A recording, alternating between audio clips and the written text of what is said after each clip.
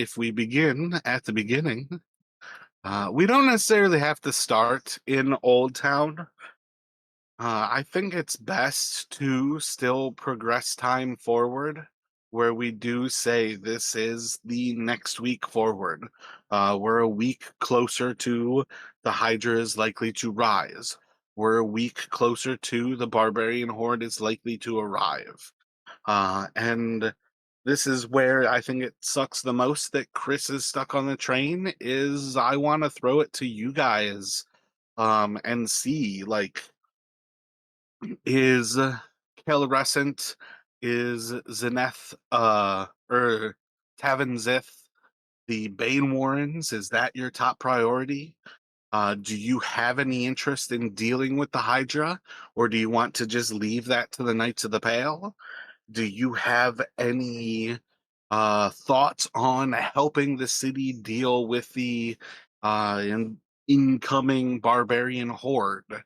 There's a lot of different ways you can kind of go about these, but like those are three of the things that you kind of know are happening, like big things, but you've also had signs pointing you in other directions that you can still pick up and kind of answer those calls.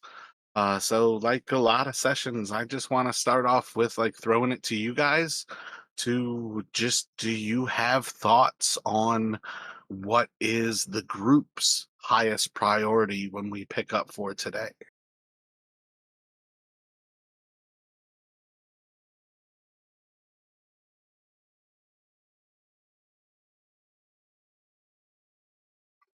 Yeah, so Dalton's not too sure what we could do against the horde itself.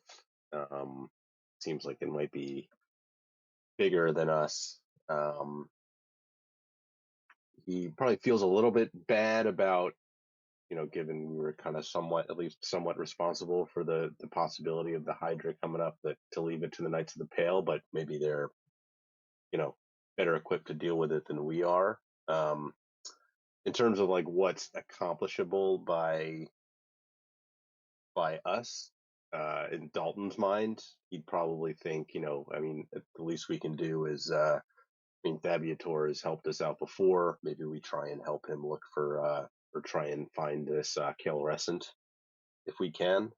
Um, but I don't know, Jinx, if you had any thoughts. Well, I Jinx's main priority obviously was like keeping the city from like being completely destroyed. Obviously, like home to them. So I definitely feel like the scale of the barbarian horde is a thing, and also like with the Knights of the Pale. I don't know. We definitely gave off. You weren't there for it, Justin, but we definitely gave off the impression like, and we're clear that we like ran away and left behind a demon, and like so it sounded kind of like, well, no, we straight up told them that we were like in over our heads, so we had to get out of there. So it made us kind of look like punk a little bit, like not like tough ass adventurers or anything. So there's sort of a weird like situation with the Knights of the Pale because they're like total badasses and they're used to like defend the city, but we're kind of like using up some of their resources with the Hydra. So I don't know if we need to like go a certain route, but I think we kind of left them all open. If I can real quick, one of the things that I did start off with last session, and I didn't like reiterate for Dalton here. I don't know if you listened to last session, but they've started to build like palisades outside of Tolus itself, outside of the city walls, in preparation for the barbarians to come. So effectively, there's like a wall. Again, palisade is really just like tree stumps, almost kind of like fashioned into a very makeshift wall, like an earthen wall with trees like kind of fashioned on there. But there's one about like a quarter of a mile away from the actual city walls, and then there's a second one that they're working on, and it's probably much more complete this week than like last week, but there's a second one almost a mile out. And then north of the city, they have one palisade that's about that quarter mile out. But it's far more likely the barbarian horde is going to come from the south. So they have like these extra defenses that they're already kind of putting into motion. So the city itself is already changing, like sort of in that fashion as well. Gotcha. And do we think like I don't know how much of the kind of geography around the city that the Dalton or Jinx would know of, but I mean, because the only thing I can think of that a small group like us might be able to do against the horde is if there were some sort of like choke point or bottleneck that we could try to essentially delay them to give the rest of the city more time to kind of stiffen their defenses. But if it's kind of just like open plains sort of thing, um, I don't even know if we could do something like that. And again, I'm not sure how much like they would know of the surroundings and sort of tactical strategic stuff like that. So the barbarian horde is a threat, and a lot of why I put it to you guys is I want to leave it open in case you guys actually do want to treat with it. I don't see it as something that you have to deal with, or as something that you have to ignore. I would say on some level, if you want to deal with the barbarian horde, it's entirely possible that you guys can find that choke point, and we can kind of make something happen. Uh, but I would say basically it's just one of those things like, we'd like put it to a roll whether you know about it, and there's the potentiality then to like put it to a roll whether you can even get there in time. So there's multiple ways of how that could work out purely if you guys do want to play around with what is effectively large scale battle. That's one of those things where it's far more likely you're kind of like looking on a massive battle and potentially doing little skirmishing attacks against, say, elite units within this massive army, or things that would like uh, almost be like distracting attacks against a bigger force. Right. The other thing I was thinking is, don't know how much the barbarians would know about kind of all of the kind of underground like tunnels and such under the city. So, if we could, you know, clear some of those out and make them usable for defenders, and essentially, you know, if they breach the city and they're, up top, then we essentially use the tunnels to fight like guerrilla, you know, warfare and stuff like that. I think that would definitely fall into like a plan like C or D, where you don't necessarily even want to entertain that yet, because there would probably be a high cost of life before you even get there. The city is really just too dense to even like plan the initial stages of what that would mean, in my opinion. But that is one of the reasons why it is next to impossible to occupy a place like this. That's why they sacked Tarsus. They did not take and hold Tarsus. Right. It would be kind of like a fallback option. Like if the city gets breached, then we want to have somewhere where we can essentially kind of um, fall back to. So this here is like the general region just around Tarsus. These are, what is that, 20 miles to that forest. It's definitely one of those things. You could start to evacuate people. There's probably a lot of commoners who already are kind of moving up north into some of these other locations. There's a lot of people who just have no interest in dealing with the barbarians are coming for the emperor. Why the fuck should we stay here? Let's just get out of here and go somewhere else and deal with, things when they get to us and it matters for us.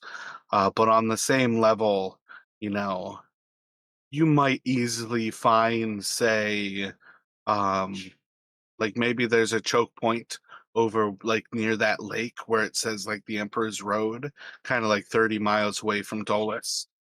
Maybe you could use Charenberg as something where the actual road goes through that city. It's purely one of those things I'd say if you guys want to go for it, we can put it to dice and see how things play out from there. But again, in the long run, I just wanted to say like there's options to play that. You still don't have to if you don't want to.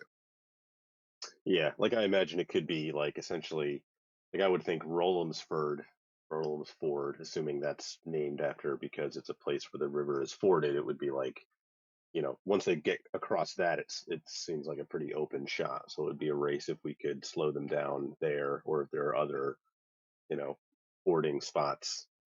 Um, Precisely. One of the things to keep in mind is like the King's River goes right through the center of Tolis. So there's that massive, it's almost like a Grand Canyon right up until you get to River's Gate and Old Town, where those bridges, like the bridge, the old city gate, I think that bridge is like some like 200 feet tall when it like is over the river. And then the one between the River's Gate and Old Town, I think that one's like 75 or 100 feet tall when it goes over the river.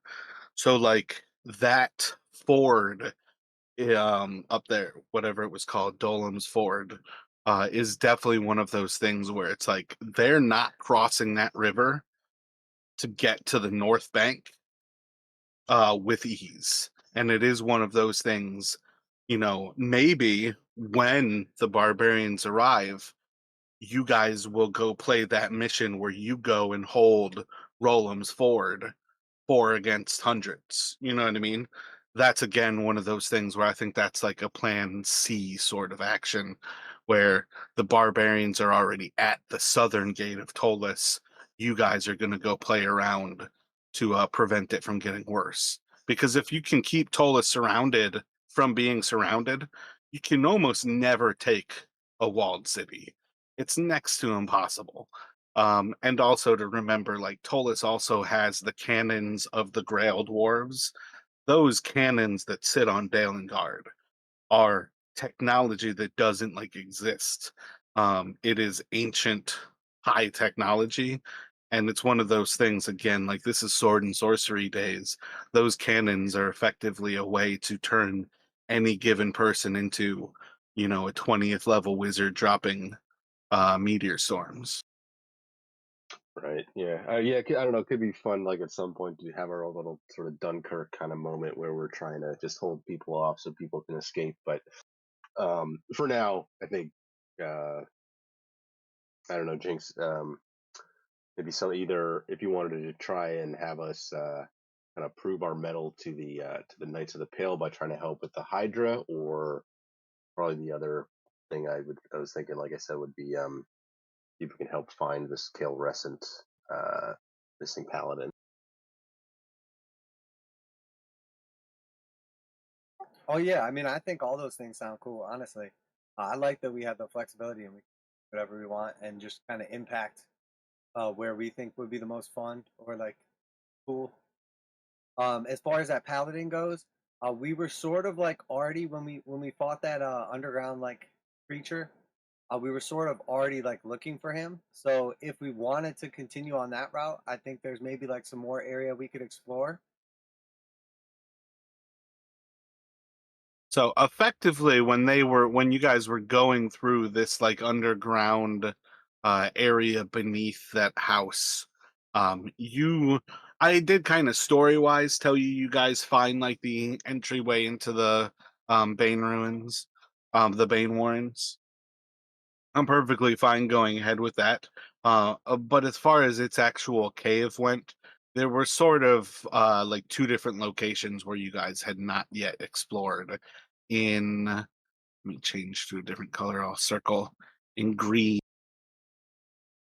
and that's still orange.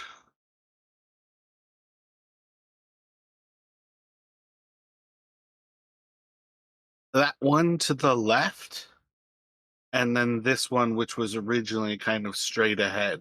Those are sort of the two locations in this map that you hadn't actually explored previously. We don't necessarily have to pick up with that and like have you exploring them all over again. But effectively, one of the things that you would basically find is like this creature is like kind of wandering around, and at some point, you basically find where these like meandering tunnels crash through like finished walls, and that's effectively where this creature like ate through a wall and opened up the Banewarrens.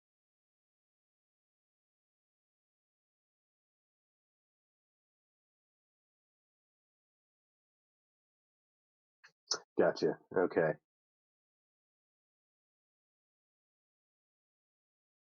So if that is the priority, where you're kind of like, let's help with the Hydra, let's help with Kalerecent and the inverted pyramid, and go for those sort of moments. You're kind of like in this idea of you don't know when Hydra is supposed to arrive. You got a prediction from the High Wizard, who basically told you effectively that it was rising today.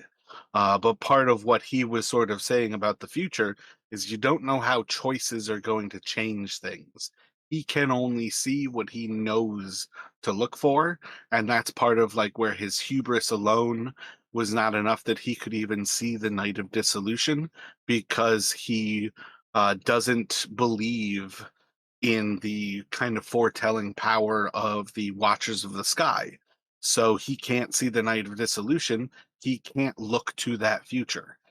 So part of where it is like you guys have basically been told the Hydra will arrive at the surface today, but you don't really know that. Are you looking to go about your business and wait for the Knights of the Pale to call you? Do you want to go to the Knights of the Pale and go to like Blade Chapel? Do you want to go to the Pythonese house and like check in on the knights who are there like on guard? What's your kind of priority? Like go about your business and wait for the sending stone? I feel like, given how dismissive the Knights have been, like, even if the Hydra does rise today, they might not actually call us. So if we want to try and help deal with it, maybe we just kind of take the initiative and go to the house ourselves. Um, that sounds all right to Jinx. Oh yeah, I'm good with whatever. One of the benefits of like this area is like everything is right in the same spot pretty much.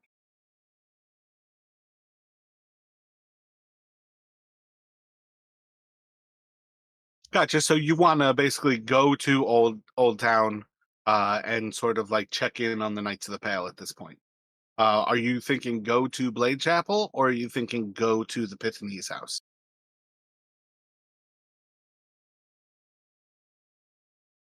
And I guess really it's what's first because again, Justin Dalton, just to like point it out there, the Pythonese house is like right above 38 in that northwestern corner and is circled by that orange box. 39 is Blade Chapel, right at Emperor's Road and Toner Street. Like the two are quite literally right next door to each other. Yeah, I feel like maybe it was Davros who actually had been to the Knights of the Pale stronghold very, very briefly a while ago.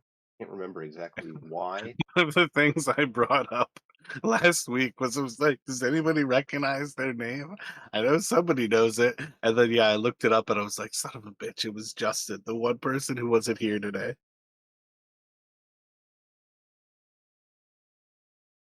I'm pretty Yeah. sure you went to the Knights of the Pale because the Slotty who kind of like came up out of his brother and Dalton's uncle when Dalton went to the ghost house. Oh, yep, yep, that sounds right. Yeah. That was the Cool. first of now 4 fires that have run rampant through Tolis inside of this campaign. So what's the deal with the like you said we pretty much wrapped up that the tunnels. Weren't we still supposed to like figure out what the heck was going on, like the entrance? That's what I mean. You guys like wrapped up that part of the tunnel like unfinished. That's why I say like that creature has wandering tunnels that you've now found which wandering direction gets you to the point where it like ate through the wall and stumbled into the Banewarrens, where you're Okay, then yeah, back yeah. inside of like finished calls. Yeah, okay. Um, I definitely remember that from when you saying before. So I think we should do that first then is continue on that path and try to figure out what's going on there because we're still pretty close. And can we feel like vibrations this close or are we like a little too far away for that? If like the Hydra was really rising up. I'll give you that kind of both directions. Like, if you guys ask, you can make checks sort of as you're going around. But you're gonna have to actively think about stuff. Unless I just so happen to decide to make a check and roll in a case where something X happens. Okay, hell yeah. Yeah. So that way we're basically in the vicinity, um, right where we're at right now, and we can continue on this kind of like a little bit, and then if the Hydra should pop up or whatever, at least we're close and we can try to get there, even if they don't call us. Yeah, that sounds good to me. I think they will though, because we kind of like made a deal by us like surrendering that like powerful artifact for like them to destroy or whatever. They kind of like owe us. So I feel like they will call us when the Hydra pops up. Yeah, I know you weren't there, so it's kind of hard to say like roll an insight or something to give you that. It's much easier to kind of say like they're condescending assholes, but they're assholes who follow their word. Like they are lawful, good paladins. You know what I mean? Well, and they were like at first more like condescending and didn't really take us serious. But once I surrendered the artifact to them, and then like we kind of hit them with the knowledge bomb, they were actually like pretty cool. And it felt like we were basically like buddy buddy for like a future, like if we needed something. Yeah, it's kind of weird to like describe, but part of like why it came off weird is like the way Jinx stepped forward. Like Deanna was who he needed to see. Deanna was who he was going to hand it over to, and basically like what they didn't yet know was she's one of the 12 people who are arranging the defense of the city. You guys can't talk to her right now. She's fucking busy. Gotcha. Okay. Yeah. So So you've got her right hand man is that Silas, who handed him basically a sending stone that is a direct contact to him. It's a pretty solid lead that you guys are gonna get notified when something happens with the Hydra. You kind of downplayed it too, but it was like really funny when we went to like their home base, like this like super fancy like castle temple, and then like nobody like greeted us, so we just kind of just kept walking along, and like next thing you know, we're like in the heart of this place, and no one has like bothered to ask who we were or why we're here. Well, again, I don't think it's something that you shouldn't listen to, and I kind of trust with Justin. Like, I'm pretty sure you listen at least casually to every episode, so I feel like you might get there. But it's one of those things. This again goes to like one of those high level groups, and sort of where their like hubris is a downfall. They have no fear of you as you like walk in, so they also don't necessarily like take the time to like greet you or anything. Yeah, I guess if your like boss is currently away, one of 12 people defending the city, you're like probably not even caring even more than usual. So yeah, is that cool with you, Justin? Do you want to do that? yeah, that sounds good to me. Okay, so we kind of wrapped up in a weird spot, just kind of wrapping up that tunnel and being done with it. But I had talked about putting up Leoman's tiny hut and doing like a long rest. Is there any way we could like tie that in with Justin potentially showing up, or not? In which case, I'm not gonna like do a long rest. Part of what I was getting at is I feel like it kind of plays better. You guys have found no sign of Kalerecent before entering the Banewarrens to then step back because you were weakened by that creature and go back about your things. Um, Obviously, is it rough to say that you give a week to come back and look for Kalerecent? Yes. But at the same time, like, I feel like that's just kind of the cost that we sort of have to play to mold things together to allow it to play how it does play. Because the Hydra is gonna rise like today, Saturday. If you go back and we play this as you're playing like on Monday, there's just kind of interplay issues that I feel like I don't know. It's kind of up to you guys, but I would say leaving the tunnel and going back makes the most sense. You guys can decide whether it is my bad when I said Saturday, but you guys can decide what day of the week it is. Have we gone back Monday morning? It's up to you. Oh no, I'm good with whatever. That's fine. Yeah, I we could like leave there, go back, collect ourselves, whatever, grab Dalton whenever he's ready, and then like make another expedition down to like keep going.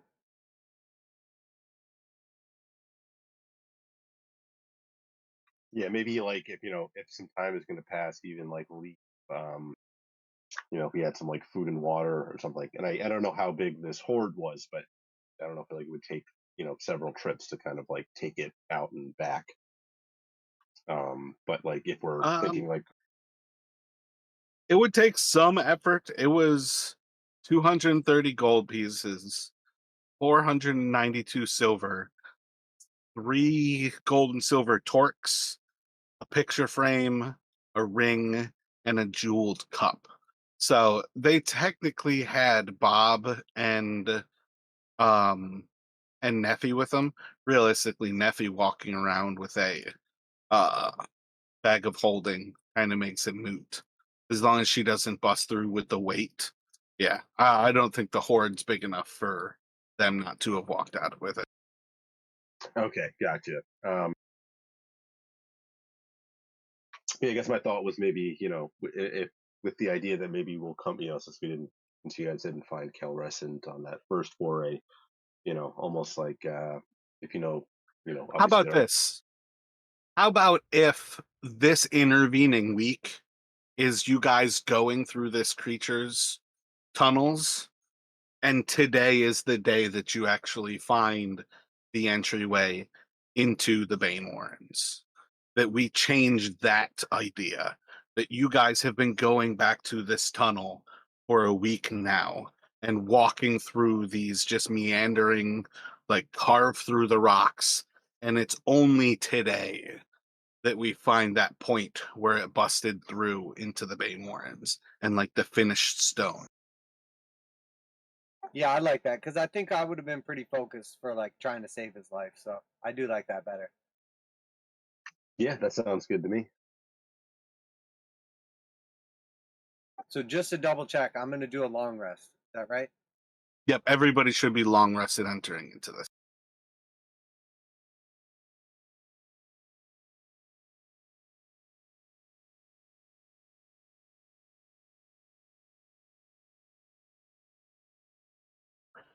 Can you roll a D100 for me, Jinx?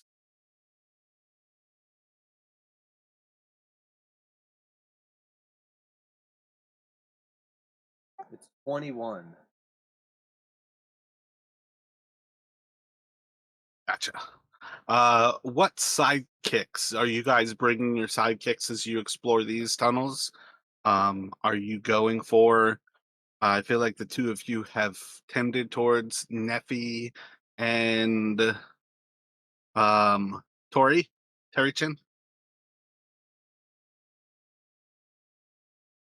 I feel like having Terry along, especially if we don't know what else we're going to run into. Somebody, bit, beefier, probably a good idea.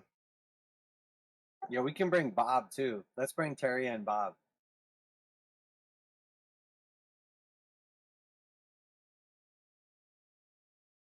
I They're know. both pretty tanky.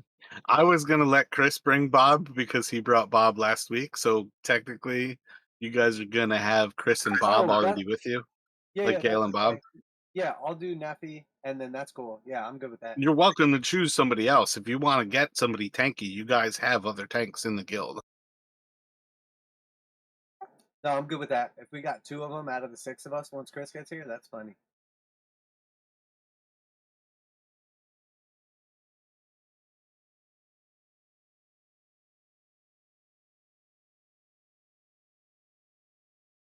I feel like that's our main three, like NPC. Damn, I feel like I sized this a little bit too quickly and a little bit too poorly because these are supposed to be 10-foot squares. And I think they're just a little bit too small.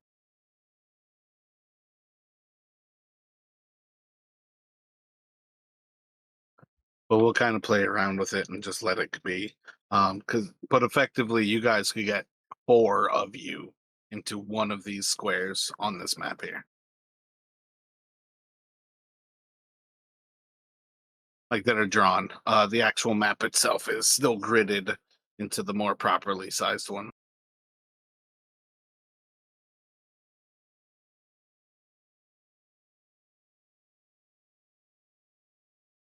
So what sort of marching order do you think you progressed forward as you guys are searching this area?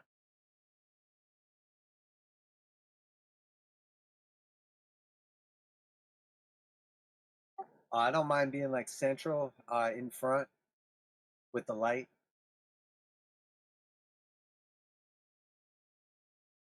Yeah, I can follow behind, and then with Harry.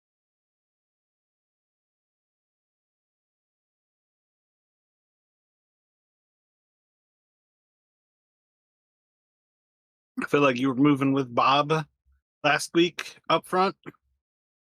So does that look good?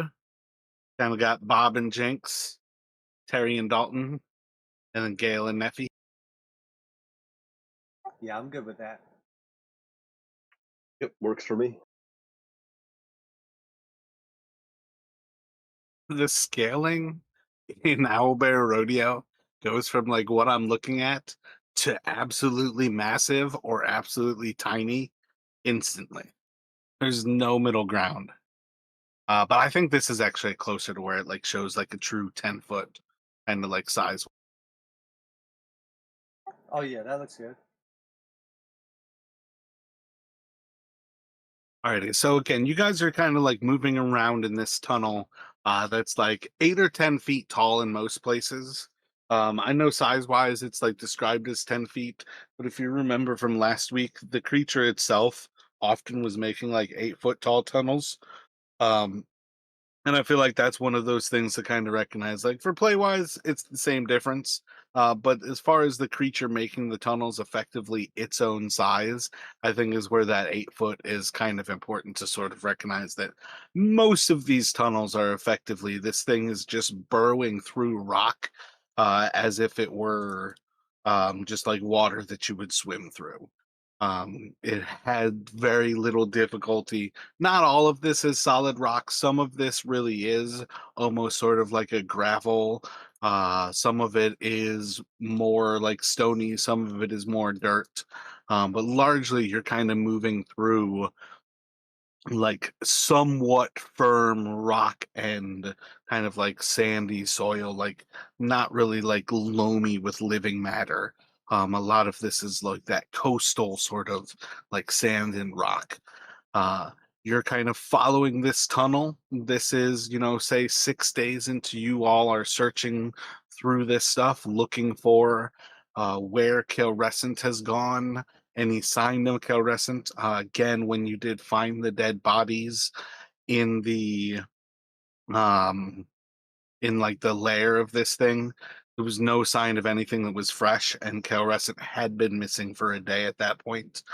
Um, and basically, you're kind of following here until you kind of like get through this burrowed passage, and it kind of opens up for the first time in a while into a little um like cove kind of. You have a forward position that continues on in front of you. You have a position that kind of turns to your left, which is effectively the southern direction there. It kind of opens up. There's dirt and sand all over kind of the ground. There's some stones there. But you just kind of see this is the first sort of like opening that you kind of have. And you're gonna find a leather bag kind of sitting almost on that southwestern side of this, and it seems to be kind of like torn open. And there's a few like digging tools and almost like kind of like archaeological sort of like things that somebody might have brought in here that are kind of scattered around the ground in that like southwestern corner.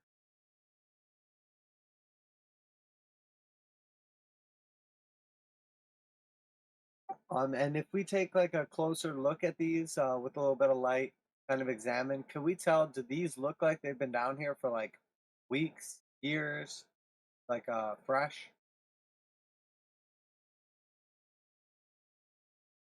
Like as you go through the bag, you will find that like the tools are only a part of what's in the bag. The tools are scattered around outside of it. The bag itself, what kind of remains of it, is actually filled with like food that is predominantly meat. A lot of it is kind of dried, but it's not necessarily like jerkied. It's just one of those things like where you can like lightly smoke a meat, and as long as it remains dry, you're good. It doesn't seem to have rot to it.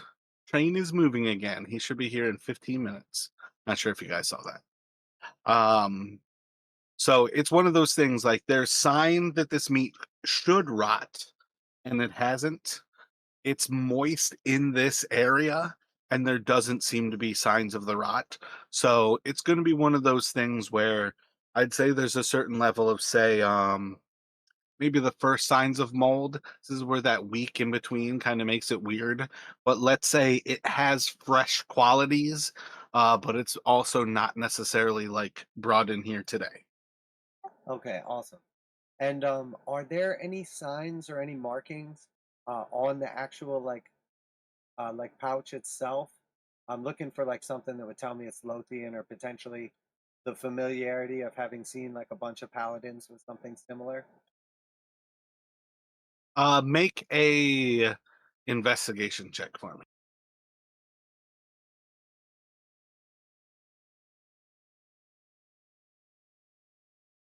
14.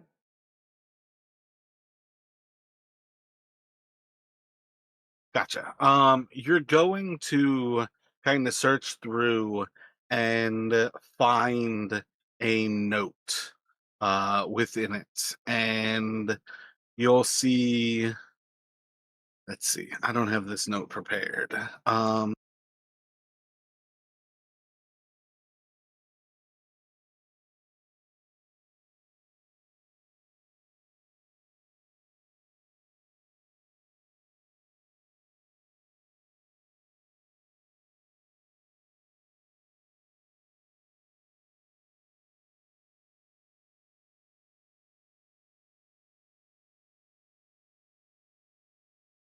There's the note up in Discord. You see it says, Hickenule, once you get inside the unsealed portion of the Banewarrens, you will have to find a massive iron door.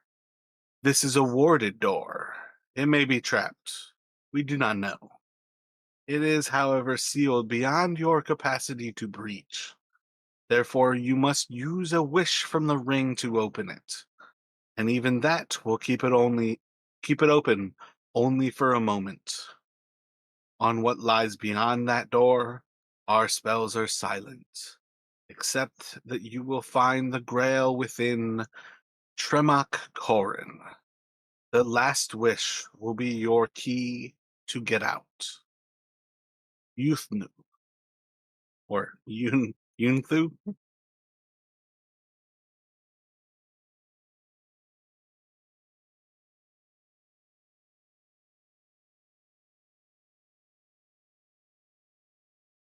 When you're kind of like moving around the bag and like finding this note, when you like take that time to kind of like pick it up and actually like stepping aside, you're like standing over it, like reading this note.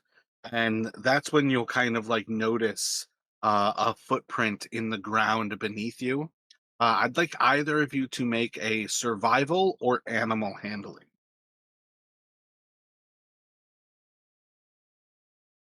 You go ahead, buddy. Oh, my bad. I meant both of you. Either was the wrong word. Oh, sure. I'll go with survival.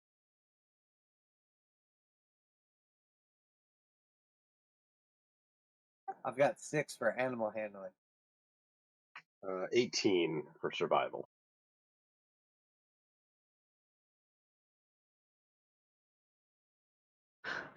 All right. I'm pretty sure cows do not have a cloven hoof. So I'm going to say when you're looking at this, you recognize the hoof as a bovine hoof. They are standing or walking, you see, in like twos. This is something walking on two legs, and it has hooved feet. They're not cloven, so it's like that single kind of nail, and you almost see like the kind of separation in it, where like one of them almost has like say like a crack or like a splinter in it, and you can kind of see this in different like aspects of the tracks. Like the one beneath Jinx is really clear. Some of the other ones are a little bit more kind of like lost in the sort of sand and like gravel of this place. But you can kind of see again like evidence that this is something walking on two legs. You've probably helped your father make enough horseshoes that you've done enough to like I don't know if we hoof cows, but I'm gonna say that you made cow shoes too. I feel like being around a blacksmith, you would probably know what a cow's hoof looks like, is kind of what I'm going for there. And you can kind of recognize why does a cow walk on two legs? Make a um kind of want to just say, let's not even put it to a roll. You already got an 18 there. All that's going to come to your mind is, like mythical minotaur. You've seen a goat person who stands on a back leg. As soon as you see this hoof, you're just thinking minotaur. Uh, so he's like reading out this letter, and Dalton's just like realizing like you guys are following the tracks of a minotaur.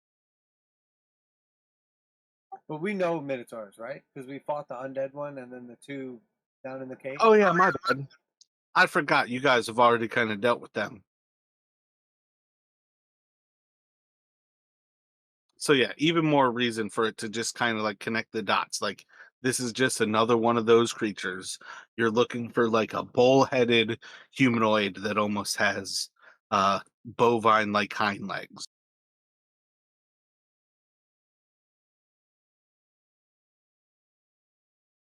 And can we tell which way it does it seem to be going to the south? You said.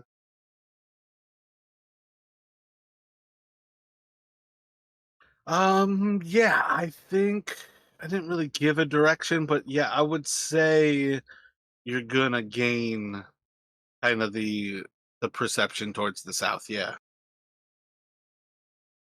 Yeah. So Dalton will kind of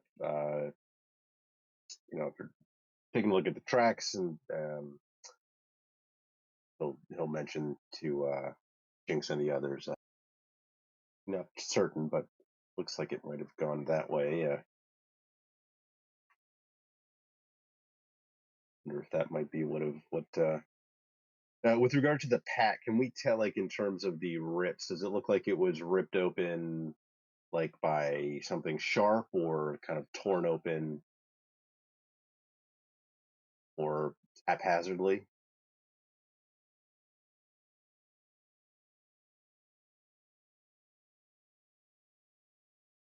Um, I don't know why I said it was ripped. I feel like that was just me reading scattered and thinking tattered. So let's say it just seems like something like stronger than maybe like the leather kind of thing.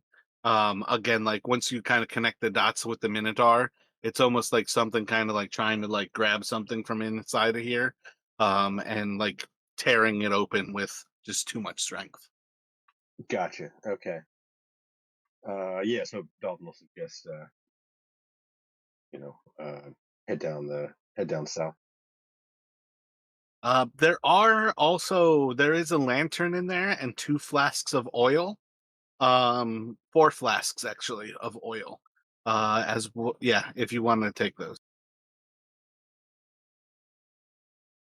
Yeah, never hurts to have more of that.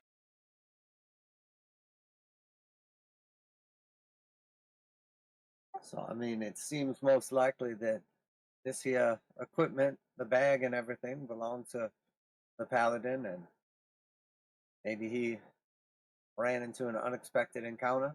Maybe it ran into him. It's another one of those minotaurs then.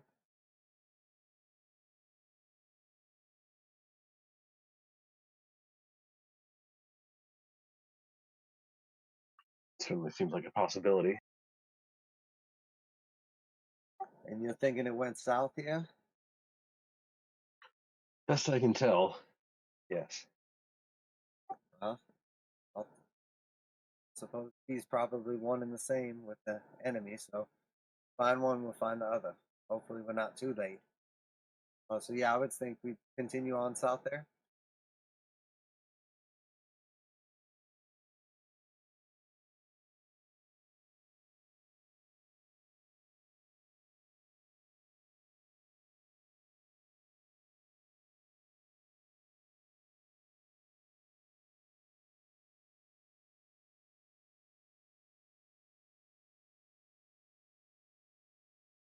Gotcha. So as you progress south, the tunnel kind of like meanders different directions here and there, kind of going a little bit to the right, a little bit to the left. There's no kind of like steadiness to it. There's more rocks here, less rocks there. It doesn't necessarily follow too much. Little bit that it's kind of following the easiest path. There are definitely points whoops, where like a massive rock kind of juts out of the wall and you can kind of see like whatever that creature was doing. It doesn't necessarily like take the time to break through that rock when it can just go around it.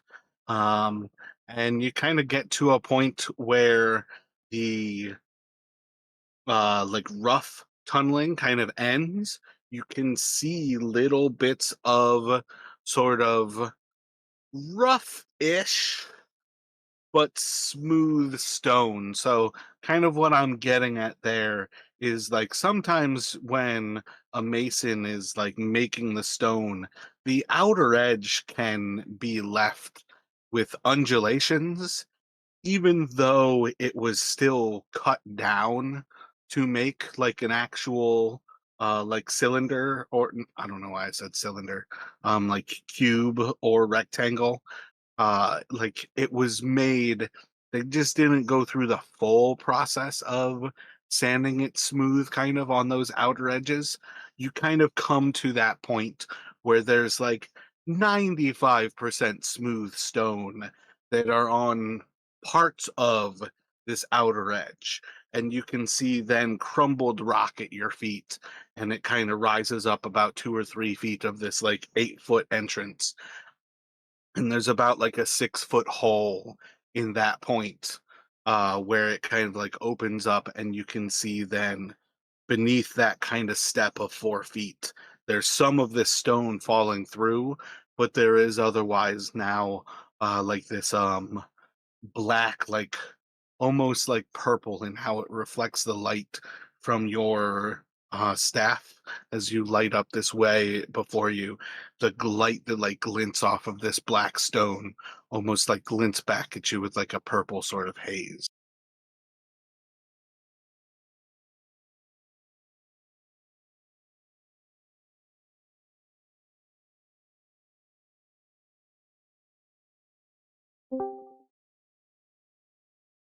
Hey, what up, buddy? Hello. Finally, home again. What's up, dude? I'm glad you're free from the train. Didn't keep you any longer. Yeah, that was. I didn't think it would take that long, to be honest.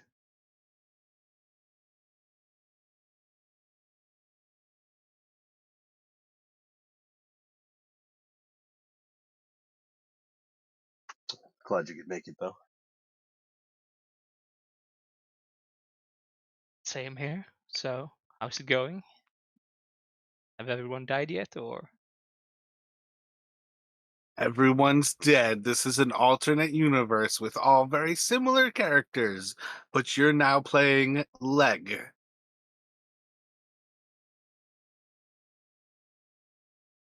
Sounds great. Scale backwards.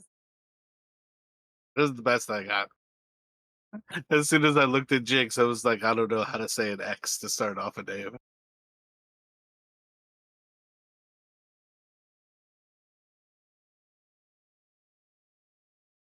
Yeah, we're continuing on looking for the Paladin.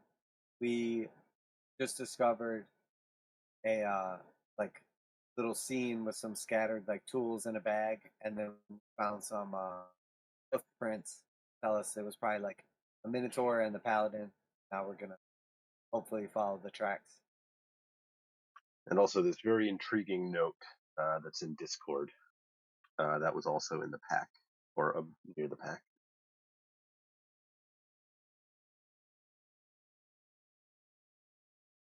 We kind of played it as you guys have been searching for damn, now that I go to say it, I can't think of his name. Kalerecent, for the last week, kind of going through the tunnels of that creature, and it's only today that you basically find like the tunnel that kind of leads into this area of the Banewarrens. So it basically continues on kind of that like impressive need that time is short to save their life. So you're still moving forward to try to save this person, waiting to hear if you do hear anything from the Knights of the Pale.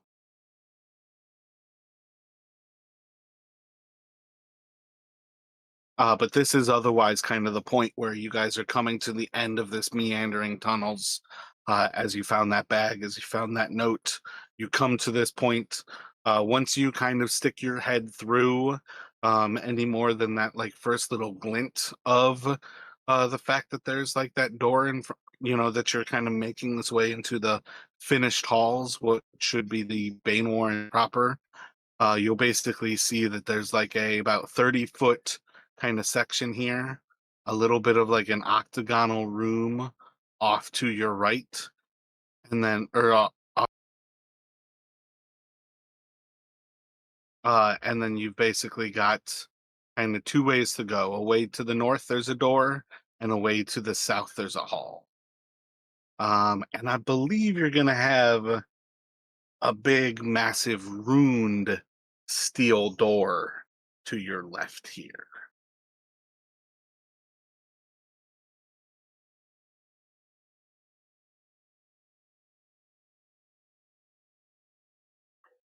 And just to let you know, Dalton's going to, Jinx has light, but he's going to light one of the lanterns, but keep it hooded for now, just as backup in case something happens with the light.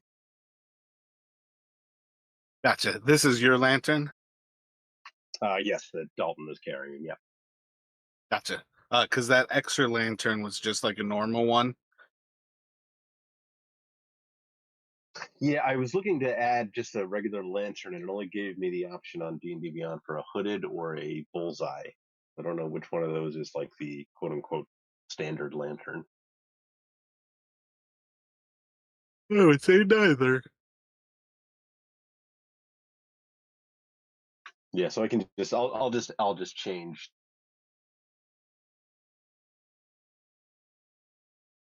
the name to just lantern.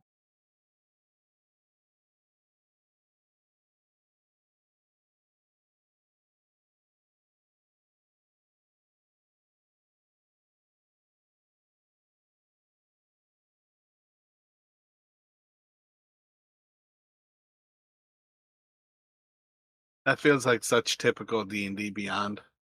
They've gone so far that they don't even have a normal lantern anymore. Look under peasant lantern. That's such a peasant thing to do. So as you kind of like move into this room, there's kind of that like air of like dust and kind of stillness almost of stepping in here, where like you definitely feel sort of this like aspect of you're stepping into a piece of history.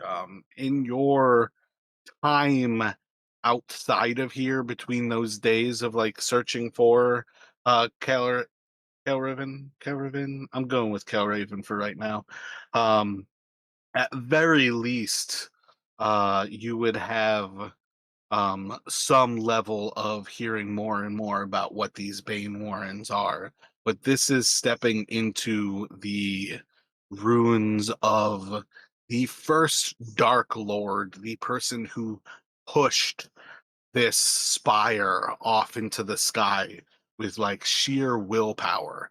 This is an extremely evil, foreboding kind of place that there's nothing but old wives' tales kind of foreboding just the very idea of what it would mean to step into this place.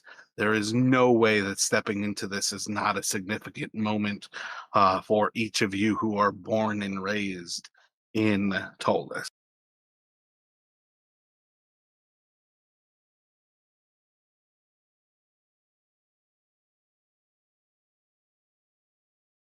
Let me get perception checks from first two people who've gotten in there is Dalton and Jinx right now.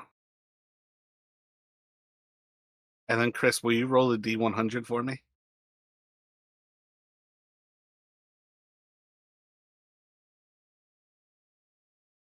That is 16 for the D100. Yeah, it could be 11 on Dalton's perception. And 13 for Jinx.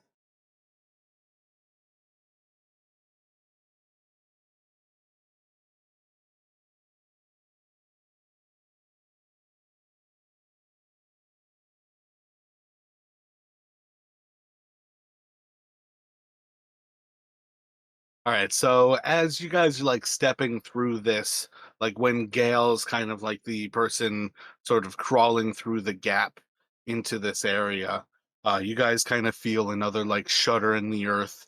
There's some like dust and stones that kind of like rain down on top of him. Nothing that's like hurtful or anything, just one of those things like that the earth is kind of like shaking as you sort of step through.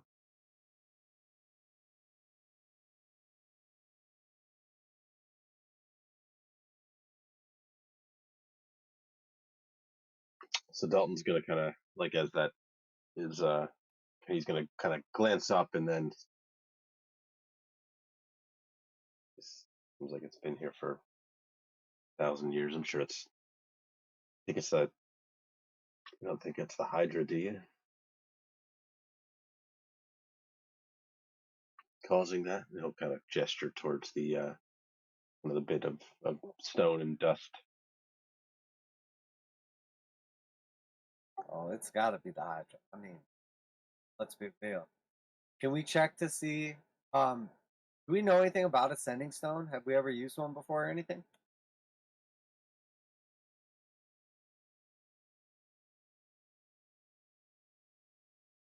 You would have attuned to it by now, so you could have the like magic item to where you know how to operate it. Yeah. Okay, so we would have known if we were getting a message by now. So maybe it means it's getting close. Yeah, I have no way how far these vibrations might work underground. It could be closer how far it might be. But probably right, Jinx. Till we hear something, I suppose we should continue on. Yeah, I think we should pay attention. They seem like they're getting more frequent or more intense. Maybe we should consider that. Well, we know when the time comes.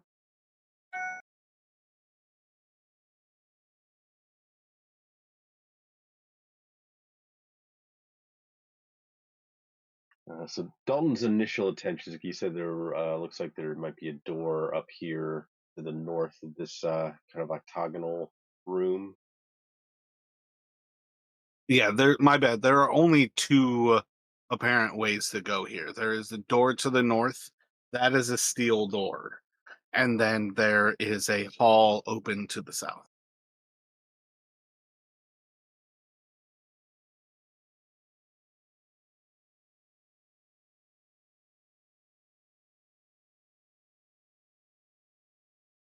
Yeah, so Dalton's going to take a look. And this door, does this seem to be of normal size as compared to the massive iron door that the note talks about? Yep, at this point that door seems effectively humanoid. 5 foot wide, sixers, what is it? Probably about 6.5 foot tall. I feel like that's probably a normal door is about like an extra foot or so.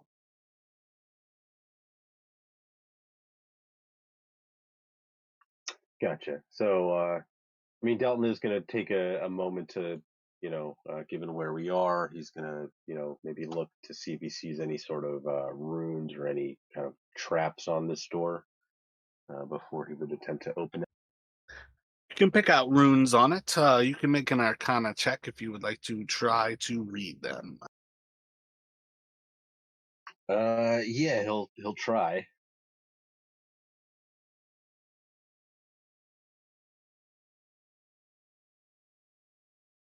But that's going to be a 7. Gotcha. Yeah, so you can make out the runes on the door, but other than just like ancient runes cover this door, you can't really understand anything else about them. Yeah, so he'll point the runes out to the others, but then, kind of give a shrug and beyond me, I'm afraid.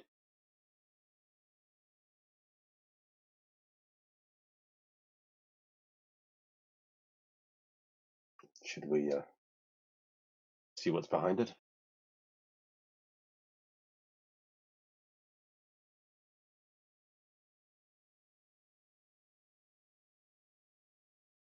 And what's going on over here in like the kind of squared off other half of the room? That my bad. That's just sort of like an entry floor area as far as things go here. It's just like a squared off section. Um, there's not really anything over there. Okay, and then we just have one more passageway that looks like it could potentially go on south here as well. Yep, this room again has the door to the north and a passage to the south.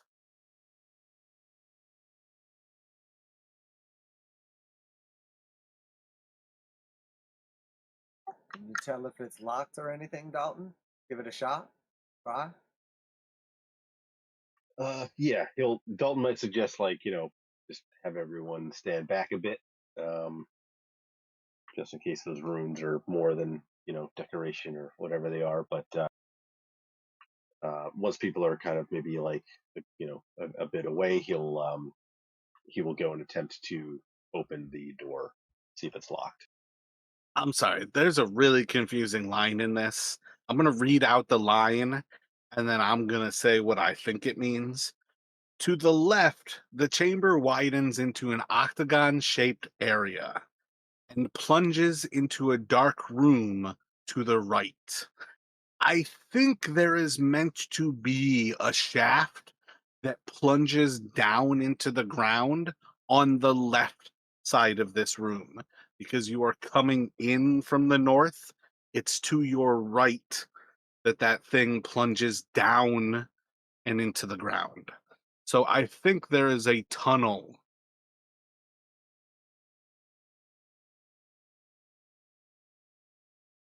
Yeah, it makes sense That because that kind would of be, like, yeah, because the left of the screen would be our right if we're coming from the north. Yeah.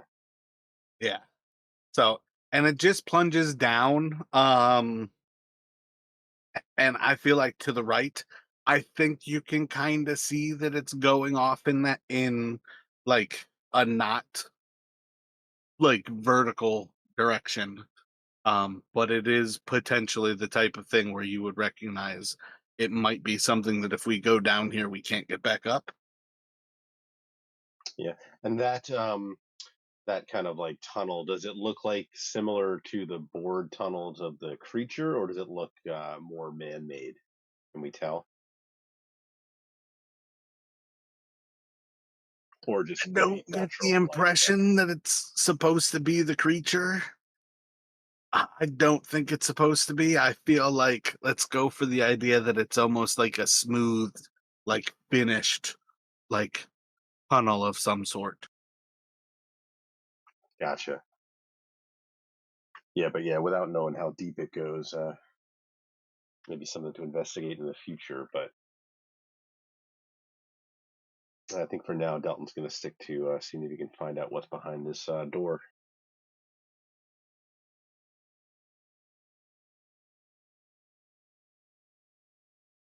All right, good luck, buddy. I hope it's not trapped for all of our sakes, but yours especially.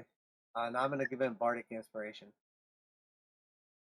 And Dalton is going to, with the others kind of hanging back so he can see. He will, unhood the lantern so he has some light to see by.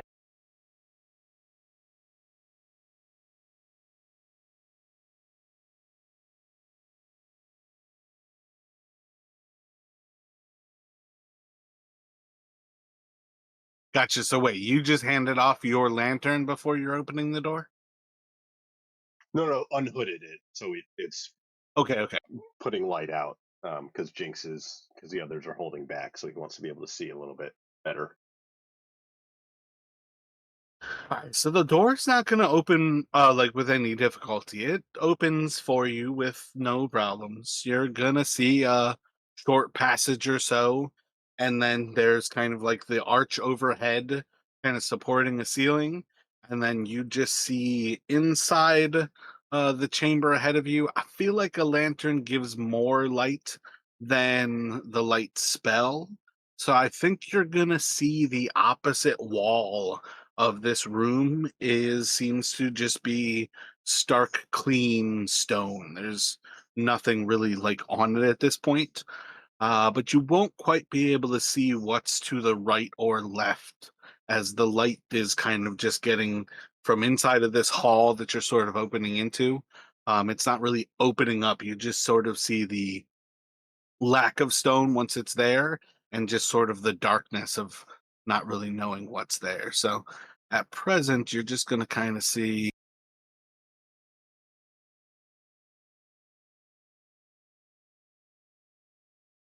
kind of along that line.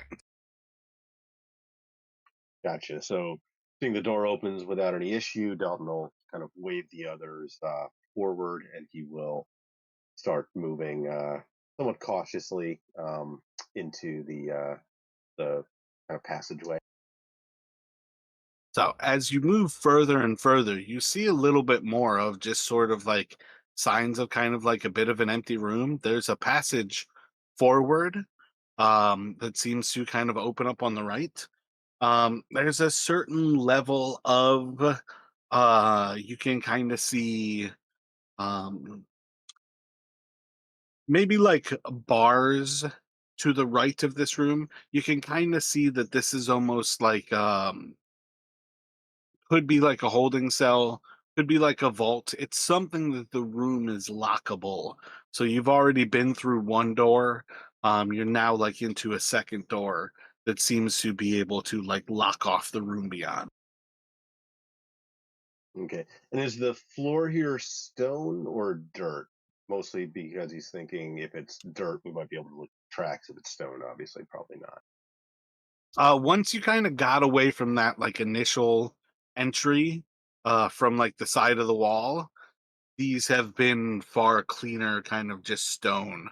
Um, Even kind of tempted to say it's not even the type of thing where there's really dust in this section.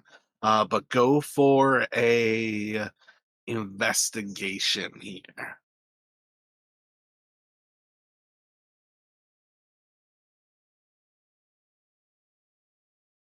19.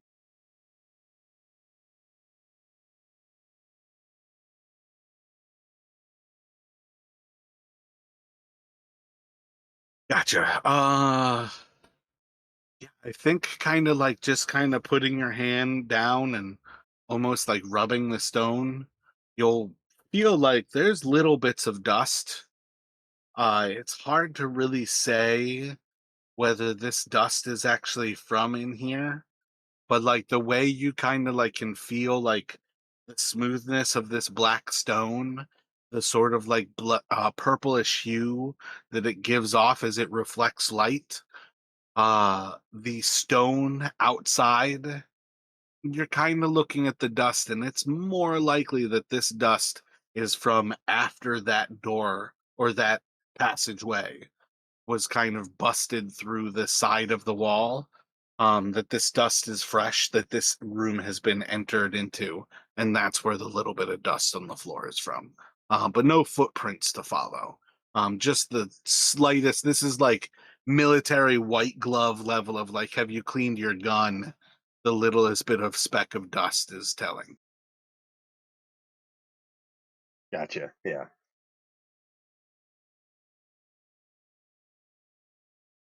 So yeah, he'll and the bars you said are to the left or to the right on the screen. To the right, yeah, yeah, east side of the room.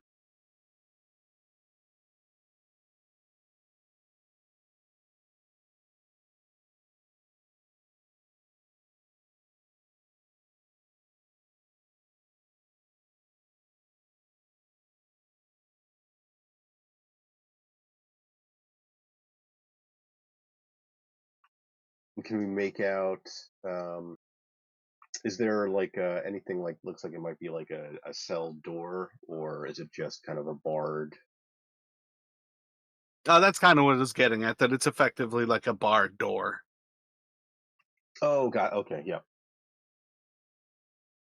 To kind of stress the idea, like it could be a cell, it could be like a vault, it could be something to, contain something dangerous, it could be something to protect something valuable. The Dalton will look back to the others and just kind of look for their agreement that we should see if we can get past this door as well.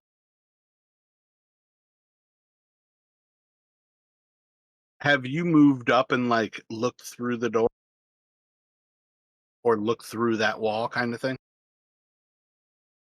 I think he'll do. Yeah, he'll do that now. Yeah. Gotcha. So as you move up and you kind of see like this room opens up, and in a similar way, it's another like very clean room ahead. On the opposite side of that room, there's another very similar kind of passageway forward where again it's effectively like a steel barred like door, um just like a jail cell. Again, it could be to protect just as much as it could be to keep danger locked inside. But as you move over and like look through, there's a like wisp of like the purple energy that you're almost like seeing in the stones, but you see as it kind of like pushes forward in the room, and it immediately like comes forward, and I need you to roll for initiative.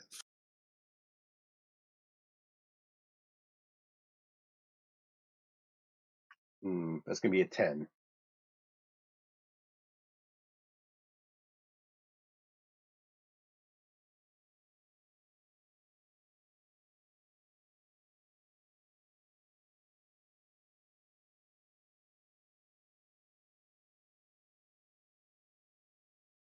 What is your dexterity? +3, 16. 16. All right. I need you to just give me another initiative because we rolled exactly the same. I might have you on this one. I need you to roll a 20. Nope. Definitely beat me. All right, so as you look around, you kind of like see this like glint of purple, and you're almost like turning back to look at the others, before you feel like this cold hand reach into you. And let's see if I can get a hold. 14 is the modified, like pre-modified to hit. I think I'm going to use my. Can I use my bardic inspiration? To like disadvantage it. To Wait, essentially take. Oh wait, no. gotcha. I think you'd have to use your Yeah, it would be like if I bard had to a do the saving cutting. throw or something. Yeah.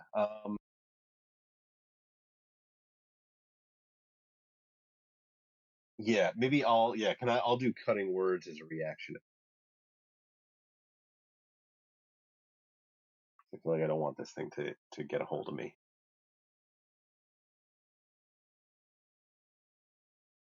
Ooh. That's probably a waste. That's just a -1. So I'm gonna have. What's your DC? What's your AC? 15. Oh yeah, yeah. My bad. Yep, you definitely need it higher. So yeah, it's gonna reach forward and it's going to just kind of like you guys will see as this like purple form of energy just reaches into Dalton's chest. And it is going to deal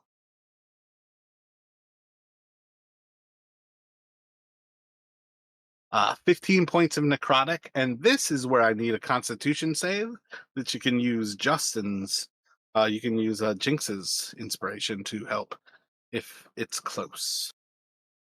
All right. Sorry. What sort of save? Constitution. Gotcha. I'm not even going to bother. Um, yeah, that's going to be, I think, a fail. That's a 6. Gotcha. Yeah, so it is going to reach into you, and you hear these. All of you are going to hear this horrific speech. Does anybody speak any sort of like dark languages? No, you guys are all dwarvish, elvish, and sylvan. Yeah. So you guys all just hear sort of this language that is like just horrific on your ears. And it kind of like moves forward and it reaches into Dalton, and you see as Dalton's flesh almost like shrinks back onto his skin. Those 15 points of damage are going to lower your hit point maximum.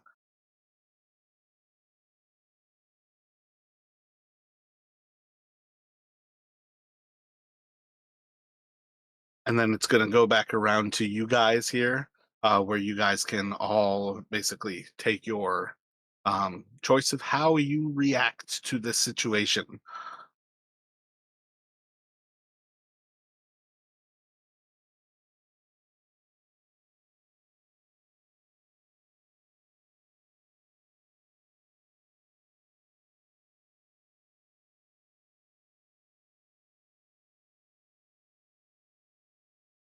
So as soon as I'm like kind of like partially in line of sight of like all this happening.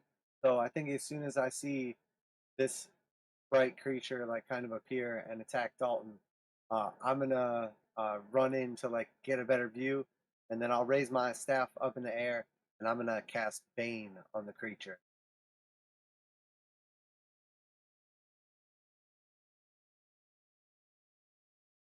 What's that from my save? It's Charisma 15.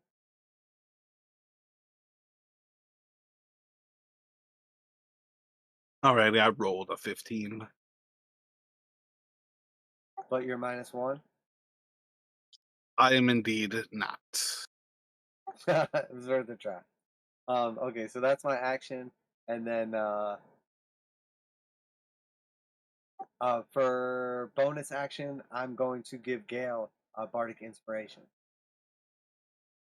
in case you might need it, and I'm going to tap Gale on the shoulder.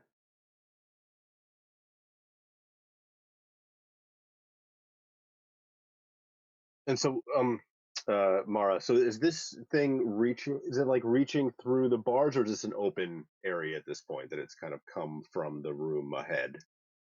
The like door itself isn't necessarily like something that is barring you from moving forward, but this thing is definitely incorporeal. As far as you are perceiving this thing, it is like a wisp of energy in the air, and it is entirely likely that it is reaching through a bar that you actively see it like defying any physical existence. Okay, I guess kind of reason I'm asking is like if I were to try to attack it with a weapon, is there enough room for me to do that, or is it? I assume it might have some cover. There's no reason to say to go on that route. Like if you wanted to attack this normally, you can push open that gate and have a clear attack on that thing. Okay, I think yeah. So you'll see Dalton kind of like almost seem to like shrink in upon himself as this thing kind of reaches through, and he gives a shiver, but um, I think he's going to yeah try and maybe shoulder open the door as he's drawing his long sword and trying to swing at this thing, mostly to try and drive it back away from him and get it to stop kind of grabbing onto him.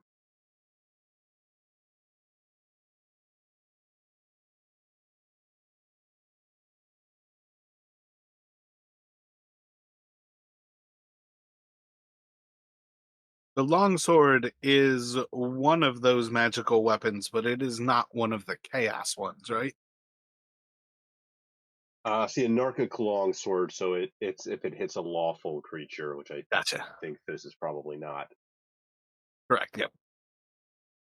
But it is still a magical um sword, so that is part of what matters here.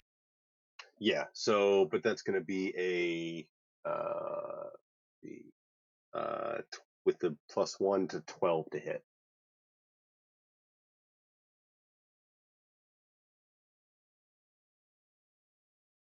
How confident do you feel about a 12 to hit? Not particularly confident. Um, although it's incorporeal, so it's not like wearing armor or anything. I'm going to use my bardic inspiration here to add to that, though. All right, regardless of what you roll here, you are going to hit because its AC is 13. 12 is going to miss. So as you swipe out at this thing, you get that sword. I'm right to say it's slashing.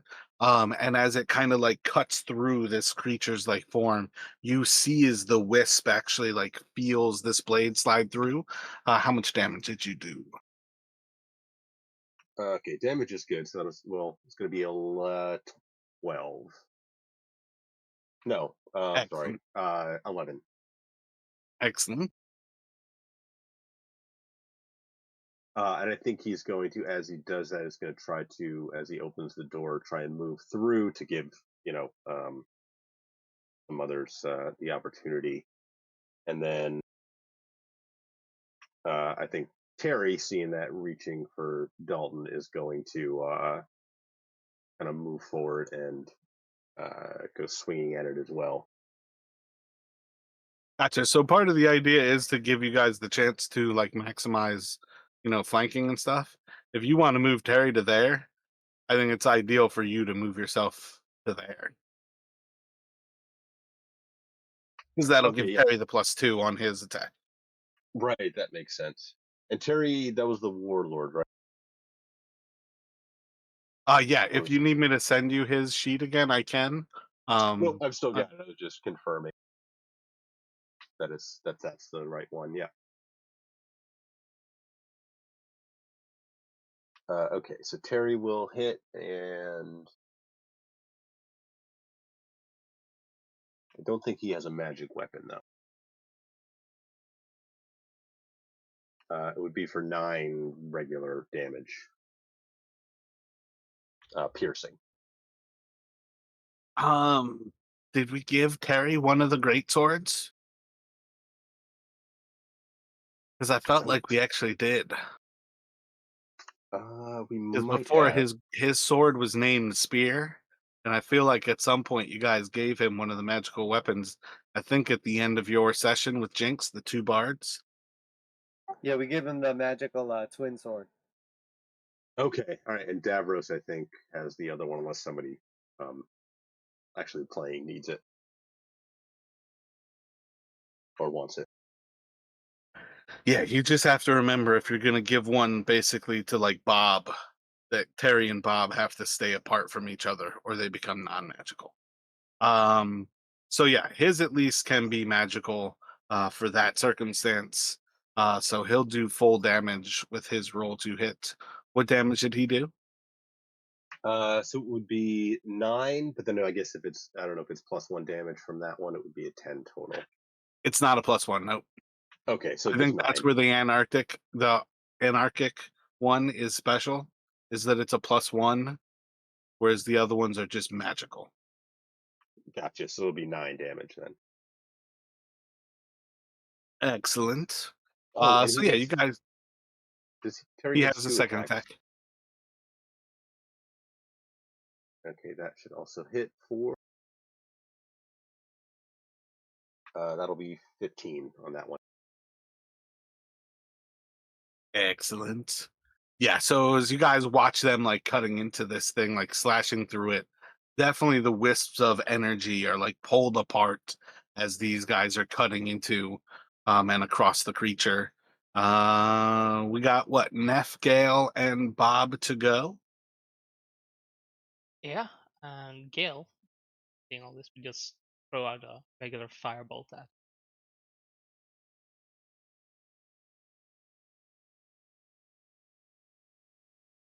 16 to hit Solid hit there. for 13 fire damage. Excellent. You'll definitely see that the fire lacks something to burn to. There's definitely like a certain aspect of you do see it hitting the creature, but it is not to full effect. Yeah, and then Bob will push forward, try to hit.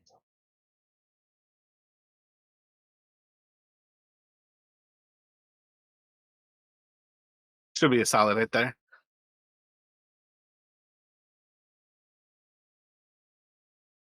Like Dalton correctly ascertained, it does not wear armor, and the armor that it does wear is not actually armor. It just looks like it.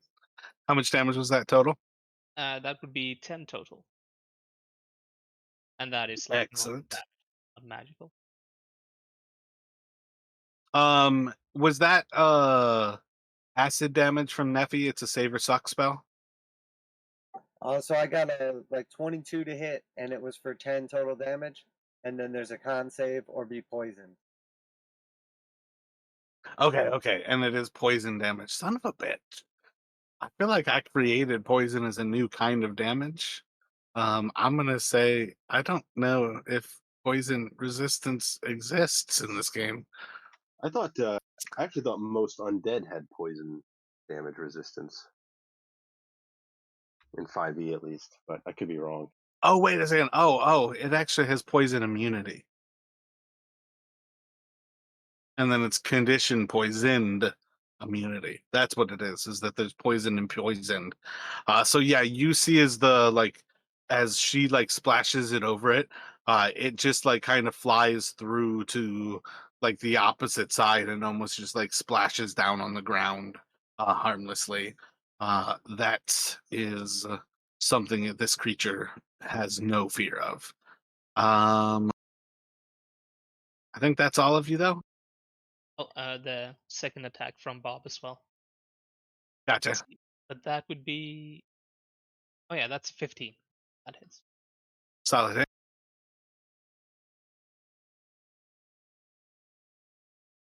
For 14 slashing damage.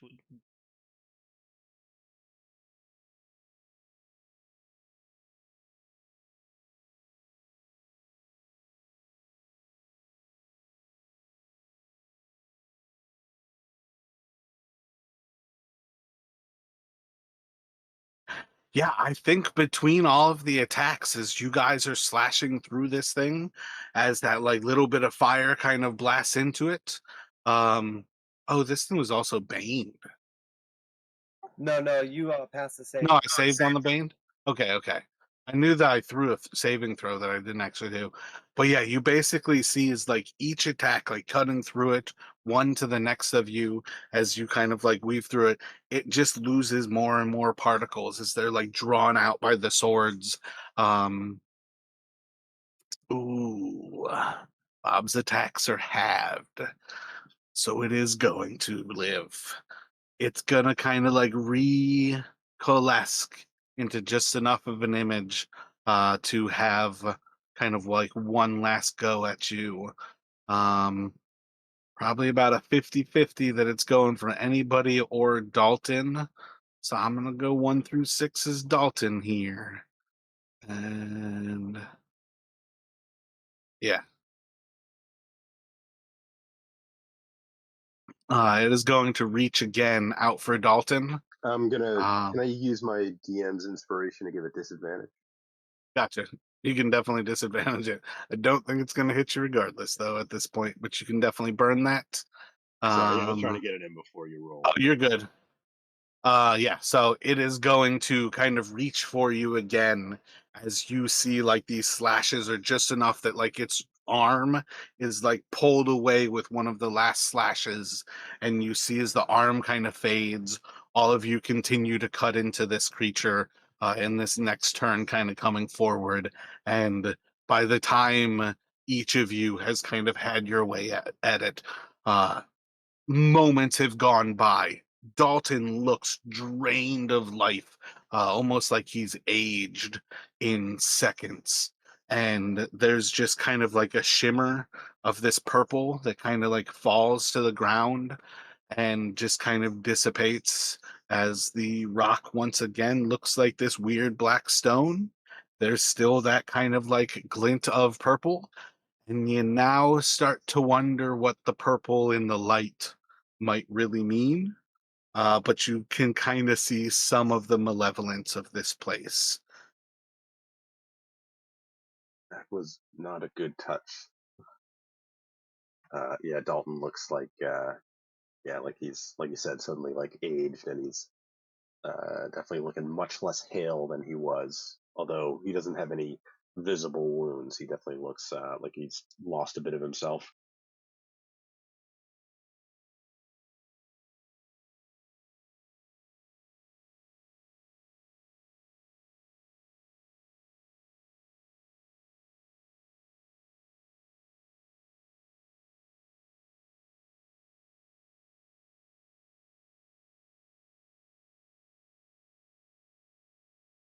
Nephew's gonna walk up to Dalton and just tell him, like, as she hands him one of her potions, she doesn't know if it'll help right now, but he may need it.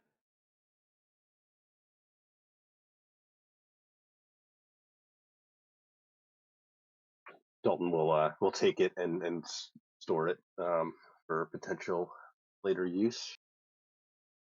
And right now, there doesn't look to be much that anyone be able to do for him. Like, it doesn't look injured or wounded so much as just like less.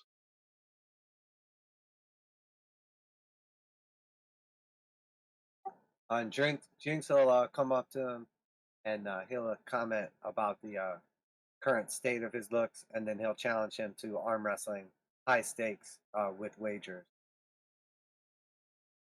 I'll never let an opportunity go to waste. I'll have to bow out. Why don't unless you're willing to let me use Terry as my champion? Wouldn't mind seeing that. I was just messing around anyway, Dalton, trying to make a light of the situation. But everybody gets one pass. Just remember, I got mine coming one of these days too. And maybe you should let me stay up towards the front here. I'm not going to disagree to that, but if you see any flashes of purple light, don't let them touch you. I wish I would have been just a couple steps closer, but the way the wall was, I couldn't really see what was happening. I would have helped. I'm sorry, buddy. No, there's nothing to apologize for. But and he'll kind of look towards the floor and like the purplish stuff, and or the purplish kind of hue, and I have a feeling that's not the only one we'll find. So be wary.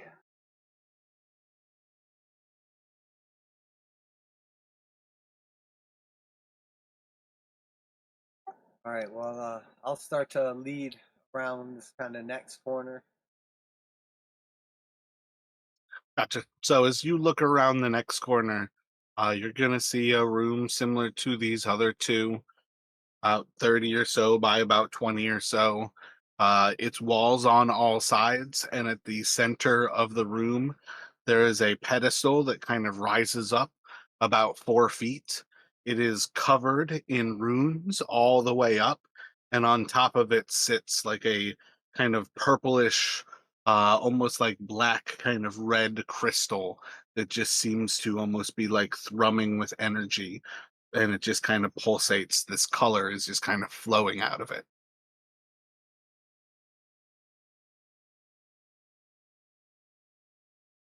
I don't know if this is what you saw right before the other beast or ghost, but it's definitely something. Certainly looks malevolent. Do we get kind of vibes that we got from that like chaos tech power energy, or is this more of like a magical type vibe and less of a?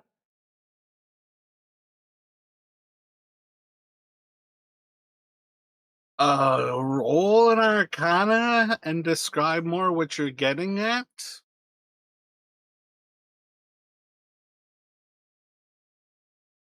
So it's an 11 total. And I guess like when we found that chaos tech like power source, we knew there was like something special about it, but we didn't recognize it as like traditional magic, I think. And that was like kind of our first introduction to chaos tech. Does this feel more like that?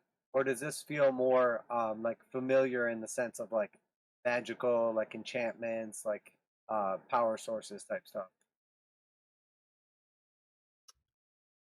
I think there's a certain sense where like a radiant energy does indeed give you like concepts of like a power source like that. One of the key things to recognize with chaos tech is it effectively is non-functional without a living, like, not even necessarily symbiote, but usually something that the chaos tech is feeding off of. Chaos tech perverts something with evil. Like, it's not necessarily useful for a demon to hold chaos tech, but a human is something pure. And that's why humans can use chaos tech. You can be evil as fuck, but if you're a human, chaos tech can be useful. But like if you're just as evil and a demon, chaos tech isn't useful. It needs something to feed on. And that's one of the things, like chaos tech is unique in that it usually is something that requires like something outside.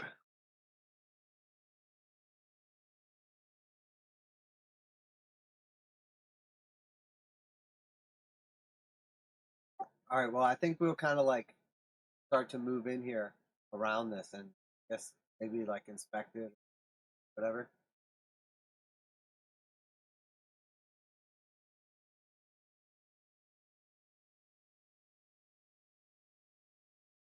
I would definitely ask Gail.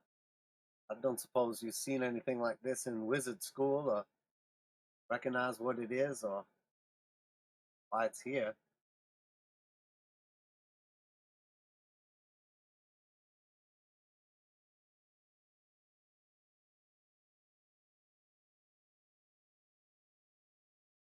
No, I don't think I have. Uh, but I can check something. I think Gail's just gonna, just for safety, just do a ritual of detect magic, even if you like with the explanation before, like just see if there's anything else. But is it that takes you 1 minute to do, right? Or do you insta cast your rituals? I can instacast it, like once or long rest. Gotcha. But otherwise, is it still shortened most of the time, or is it 10 minutes? Just double checking. I think yeah, it's still the regular most of the time. Gotcha. So are you gonna instacast it, or are you taking 10 minutes to go through this ritual? I'm gonna take 10 minutes. Gotcha. What are you guys doing as Gale basically says, give me some time, let me figure out what this is doing? Dalton's gonna volunteer to while he's doing that, maybe just like keep watch. He like given what he just kind of what he went through with the spectral thing, he's not too keen on spending too much time near that thing until Gale can figure out what it is. So he's going to essentially volunteer to go back towards the door and keep an eye out to the south, probably like leaning against the wall for support.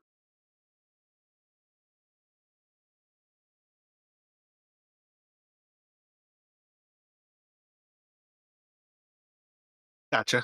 You like taking Bob with you, or not Bob? Terry, and like Uh, what's everybody else doing? yeah, I think he'll call for Terry to kind of stick with him in case anything does come up. Terry can step in front and take the brunt. So as Jinx walks by Bob and Gail, they'll just say, just yell if you need anything. I'll be right around the corner. And then I'll walk past them as well. And I'm going to go back out there and smoke a cigarette on the way. And I'm going to pee in the hole.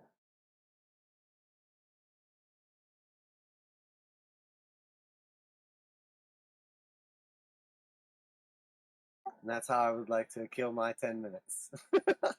Uh, Roll a D100 for me, Jinx, and then let me get a perception check from Dalton with advantage. It's the 13.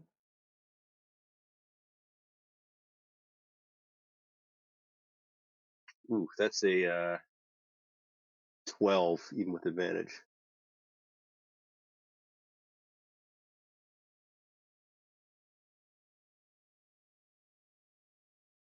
All right, so while you're peeing into the hole, you definitely feel like the shaking of the earth around you as you kind of like step up to that hole. Make a dexterity saving throw. This is for Jinx. I'm going to use my inspiration if I could before I roll for advantage. For it. It's purely for me to say that you pee on yourself or you do not. So the fact that you use inspiration for that. I'm a very well trained peer. I'm immune to your tactics. And I rolled a natural 20 for a total of 26. Yeah, so you like feel is like the earth around you kind of like shakes again. You pee down into the hole, and there doesn't appear to be anything kind of happening around you all here. Gale, as you finish up your ritual, and you're kind of standing in front of this crystal, you see this thing is emanating power throughout this room, and it's just like flowing out into the stone, and it's just kind of like sticking into this stone, and almost like a power cell. It seems to just be like emanating a strange magic. This is not like a school of magic. This is something other.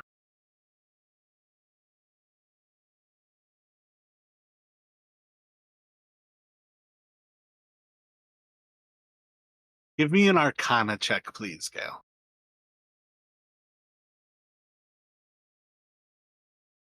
And you can have advantage.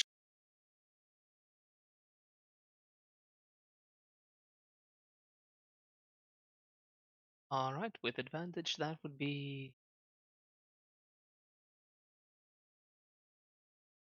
22. Yeah, 22. Gotcha. So it's not any like typical sort of magic again, but the closest you can kind of ascertain to it would be to call this some sort of necromantic adjacent magic.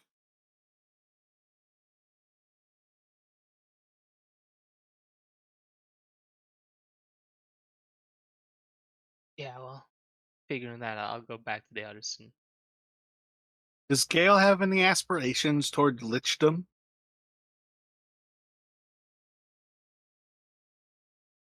no, I don't think so. All right, cool. We'll stick to necromantic adjacent. Okay, yeah. As a player, got something that. Okay, yeah, Gale, we just go. Yeah, whatever it is, it's powerful. It's radiating power. It's, from what I can tell, some s- related or adjacent to necromancy. That's all I can get from it, though.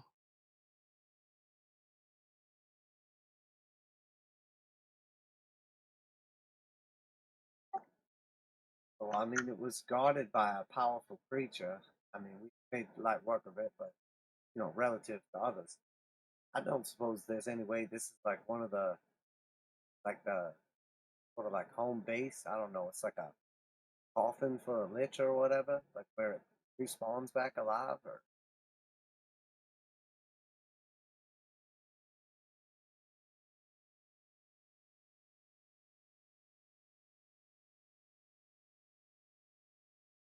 I don't know. I don't even really know what I'm talking about. I've just heard things, but I did almost pee on myself back there. Did y'all feel another round of those vibrations? I think it's getting more often. The hydra's getting close.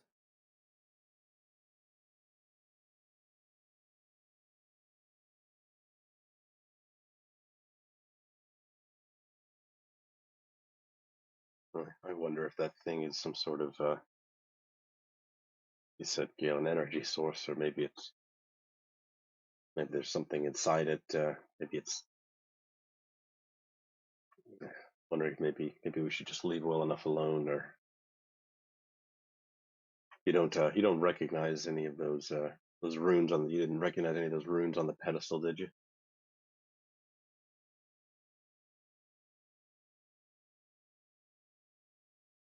Were you asking Gale there, Dalton? Yeah. Sorry, that was a question to Gale. Gale and Dalton, let me get a religion check from you.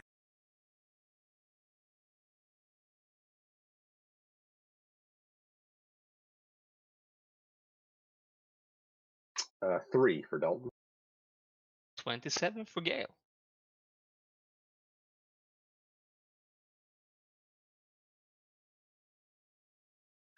You definitely recognize them as like holy symbols, specifically of good aligned gods.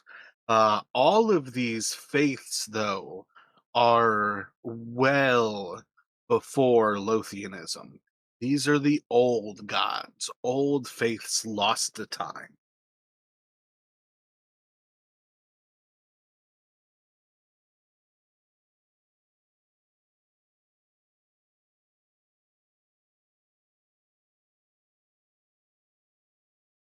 Let me get a history check here from all three of you, and Gale can have advantage.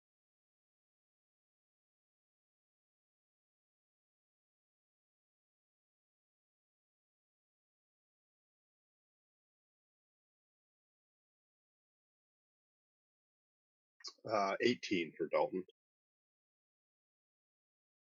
Let's see, 21 for Gale. Not bad, not bad. I'm coming in at a solid 5. Gotcha. So between Dalton and Gale, I think the two. Oh wait, and Jinx, you just said 25 or 5?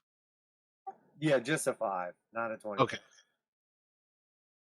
Um, I think his name is still beyond understanding. I don't think most people living would know the actual Dark Lord's name, But this is one of those moments where recognizing that they are good aligned gods, that these are holy symbols of good deities, is kind of that moment where the two of you remember some obscure references that the actual Dark Lord who rose the spire above the city created these things to hold them back from the demons who would use them.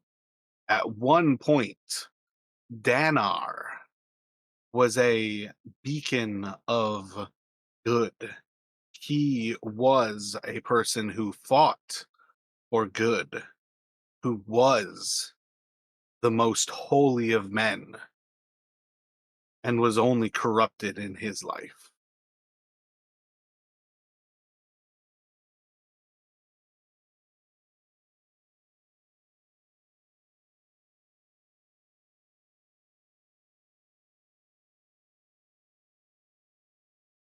Perhaps the runes you think might serve some sort of warding function. Perhaps we should, like I said, leave well enough alone.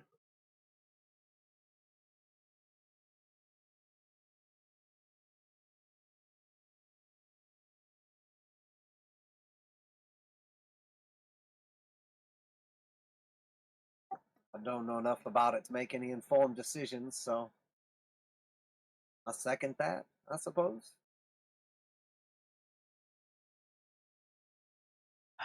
I'm s- I'm kind of curious about it.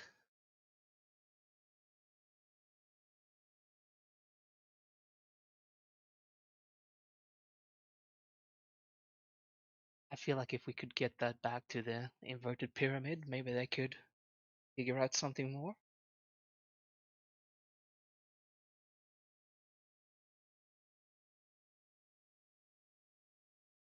How big is this thing? Like the physical shape of it, and does it look like it's like attached to something? Is it just like floating there or sitting on the pedestal? Like, how is that?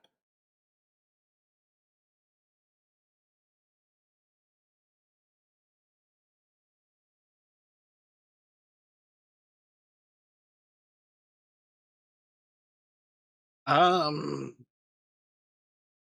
I think it would seem entirely mundanely sitting there.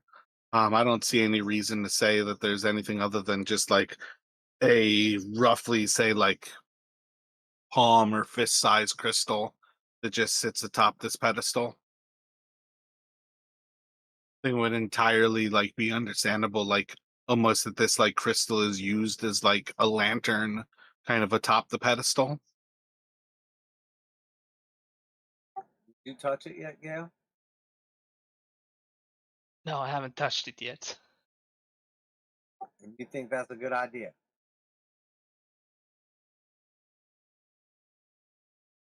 I'm not sure if it's a good idea, but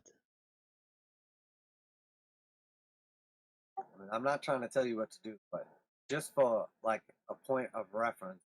So we're in these tunnels that we've been searching through for like days, almost a week now. Finally find our way to an ancient tomb, fight off some sort of undead creature that sucked Dalton's part of his soul or existence or whatever way. And then we found this magical, crazy crystal that's surrounded by ruins that we recognize as good ruins that would thwart out evil powers. You want to take the crystal?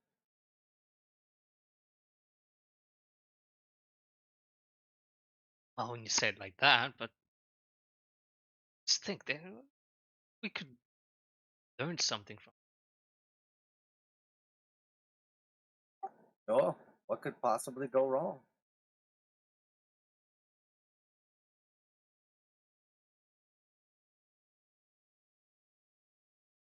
Does Gale reach out to grab the crystal?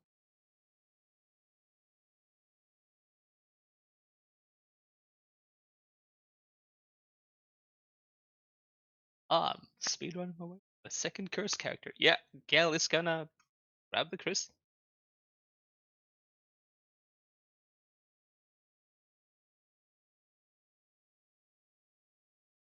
He said, well, when you say it like that.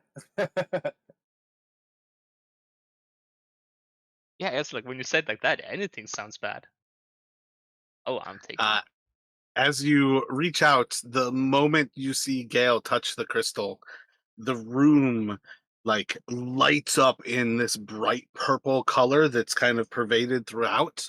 But you see, Gale, because your detect magic is still active, that the entire room is covered in this like cross-hatched mesh.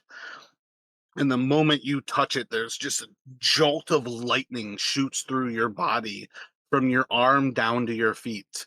You're going to take 15 points of lightning damage as you get shocked by the crystal.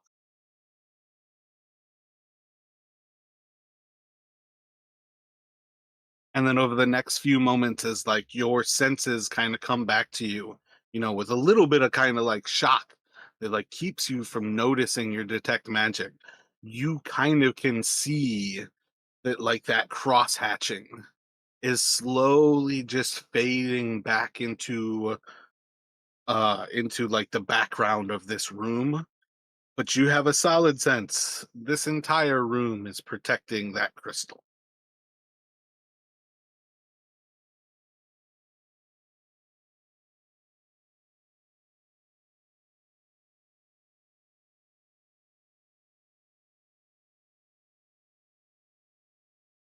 I suppose it was a little bit naive of us to assume that because it was unseen security, there was none present.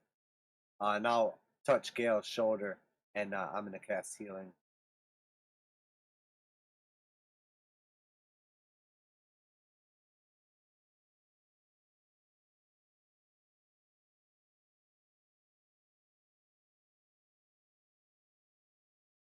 So it's a first level cure wounds for 8 total.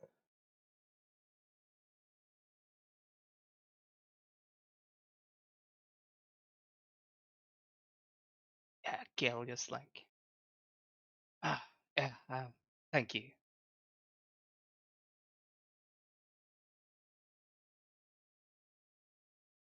All right. You touched the evil-looking crystal. Learned your lesson, I hope. And if we leave that thing behind, I don't like being here.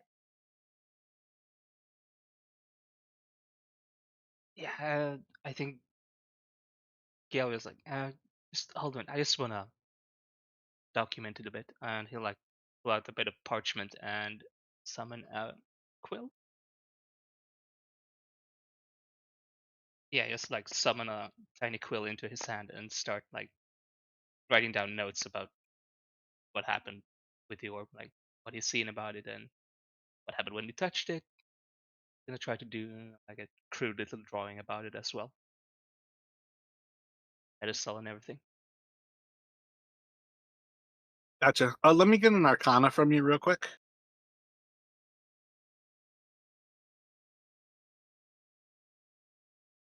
Oh, that is a 15.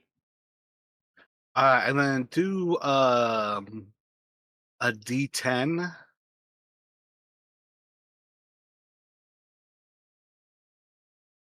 That is a 1. Gotcha. So you spend less than a minute kind of like taking these notes, and you guys can kind of like move on from there. My bad. With having detect magic activated, you taking time to take notes, I want to force you to calculate how much time it takes you to do that. Okay. Yeah.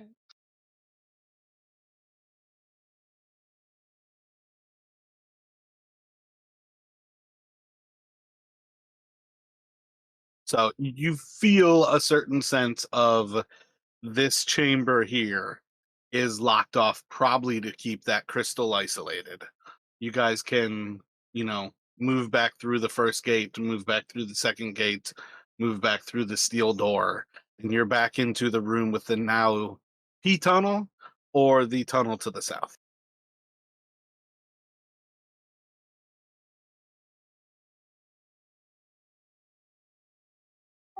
I mean, we have to go south, obviously. I wouldn't have peed in the tunnel if I thought that that was a potential route.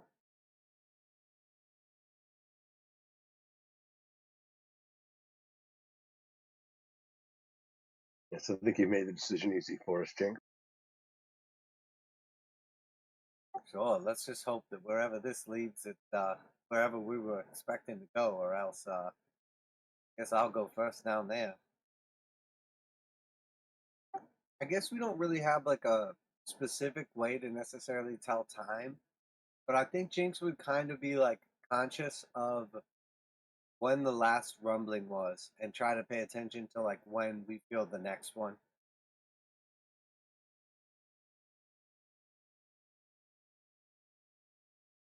Gotcha. On some level, that was probably about 15 to 20 minutes, like between when you guys walked through and Gale was like on the precipice of the like stepping in and felt it, and then 15 or 20 minutes went by when you like pissed down the tunnel.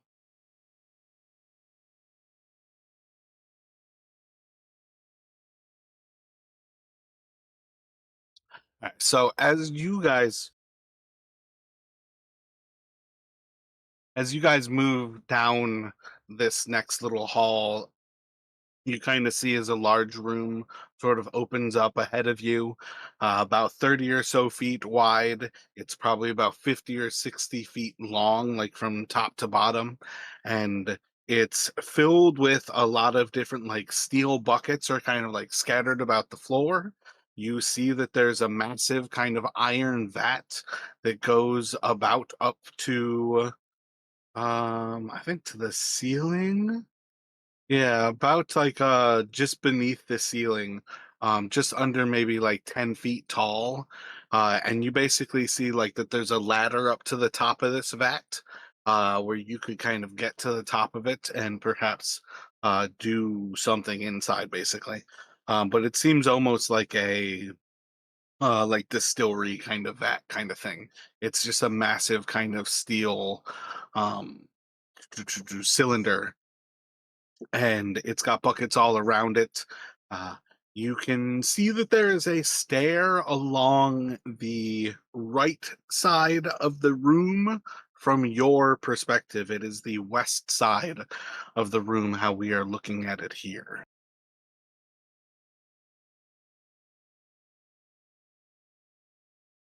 But as you guys kind of head forward into this, and the light gets further and further to where you actually can kind of see like both sides of this room, you start to see that staircase to the to your right. You'll kind of hear this like almost like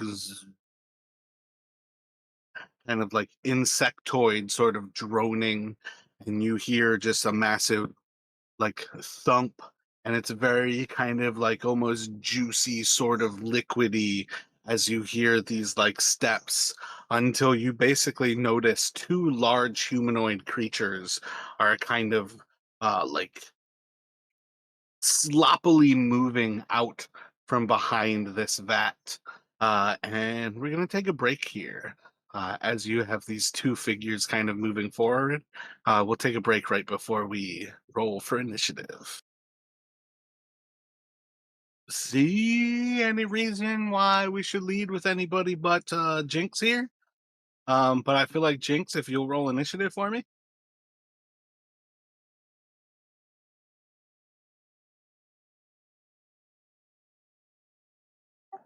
23. All right, so you see these like sloppy humanoid like things kind of walking out of the shadow behind this vat, and they're kind of just like stepping out into the open. What is your first thought?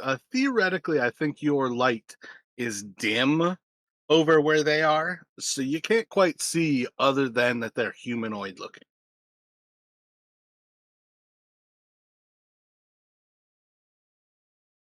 Got movement on the far side.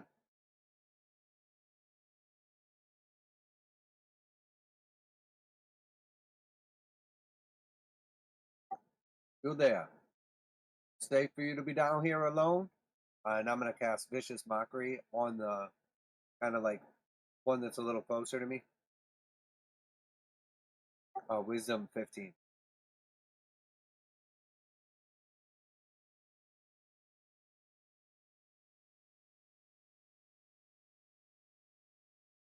Seems to have no effect. The creature doesn't even seem to like pay attention to your speaking.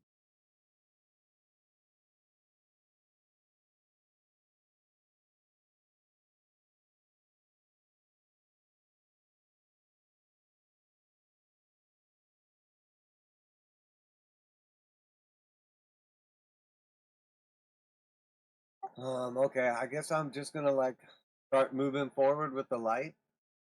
Hey, hey there, you hear me? I'm talking to you.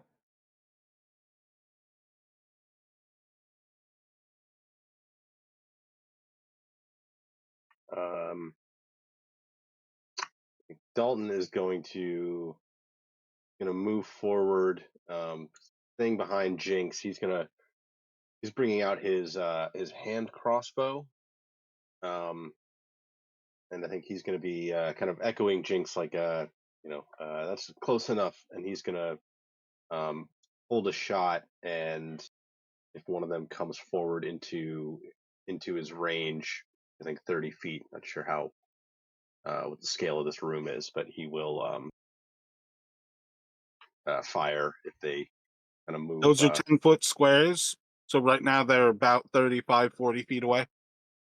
Okay, yeah, so they get up to like maybe say like near the top end of the next square up is probably that's when they would come into range.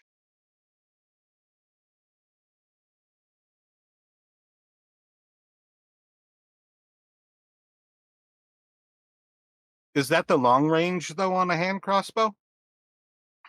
No, 30 is normal range. So he could Okay, hit okay. them. That's what I was thinking. That's what I was thinking though. Yeah, so he wants to wait until he has a better shot, essentially. And I think Terry is going to move up and similarly kind of hold his attack if one of them gets in range of him.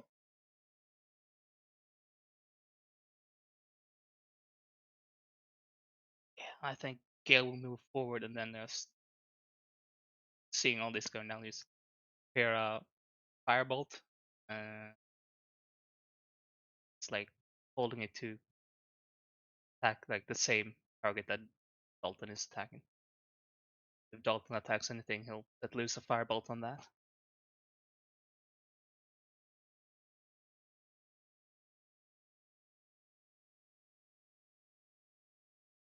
Bob, will you rush forward?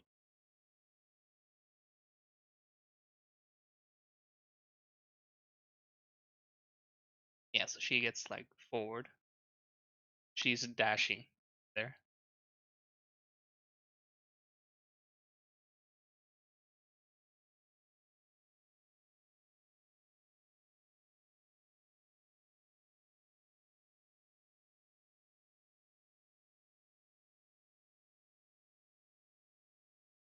Did you already do whatever for Nephrindel? Oh, she'll firebomb the closer one.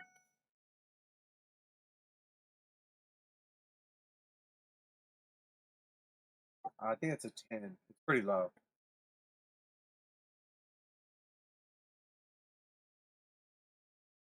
That's just her like poison bomb, right?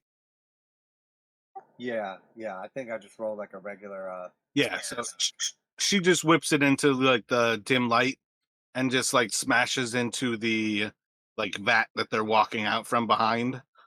Just a little bit like too quickly for it to like get a hit on that. All right, so you see as like Jinx is kind of talking shit to one of these creatures. Bob like rushes forward. Neffy chucks one of these things, and you see as both of them kind of like their heads like almost snap up in attention in an instantaneous, like quick movement. They just like snap to, and it's still just kind of outside of like the full light, but you see as their mouths, their jaws seem to like drop open where they should be yelling, and there's no sound coming out. But all of a sudden, their arms lurch up at the same moment. There's just that quick movement of these three things, and then all of a sudden, each of them are kind of like reaching out towards you. Their mouths are open with like flies coming out from within.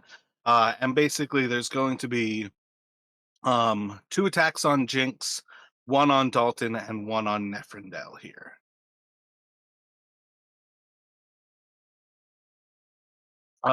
Do you think you're gonna kind of mess with these? Should I do them just in order at present of Jinx first? Yeah, as long as I have a reaction, I'm gonna use it to try to help somebody. Gotcha. So I rolled a 6 to hit you, Jinx. Does that worry you? That's my secret. I'm always a little worried. No, I'll let that one go.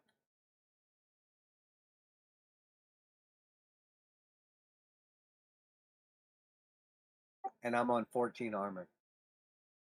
And then a 5 to hit you, Jinx. Should be no problem because you know the Yeah, 6 no, already missed. Yep. So you just see as one of these things like reaches out towards you, and like you notice like the like flies kind of like coming out of its mouth. But as these things like start to like slap into your leather and like onto your armor, this thing is like throwing like maggots and worms. There's flies, there's midges, it's all kinds of insects. And you just notice that like they're like juicy and wet, but they're also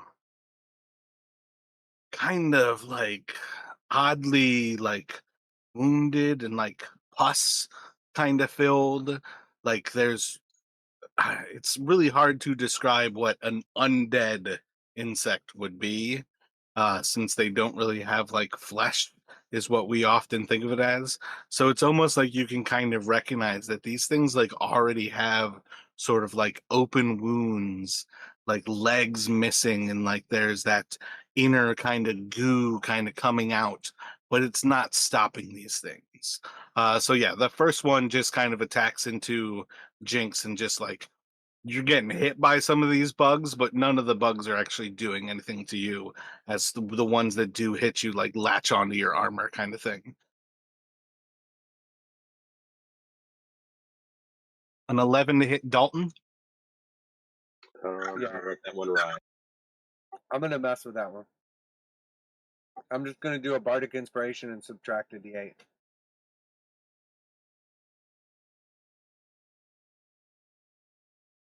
Nice. -8. No way that one will hit. So kind of the same thing for Dalton there. And 7 to hit Neffy. I believe that's probably a no. Yeah, and I think they're gonna kind of stop there. You just see as they like start slinging these like insects at you, these dead insects. They don't seem to move forward to you at present, but it's going to go back to you guys. I don't think anybody was burning spell slots there with held actions, but effectively they just kind of hold.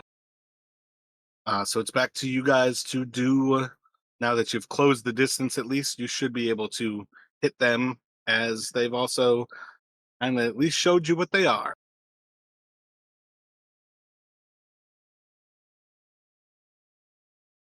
Yeah, so Dalton is going to move forward now and throws a throws bugs. Really, um, he is going to.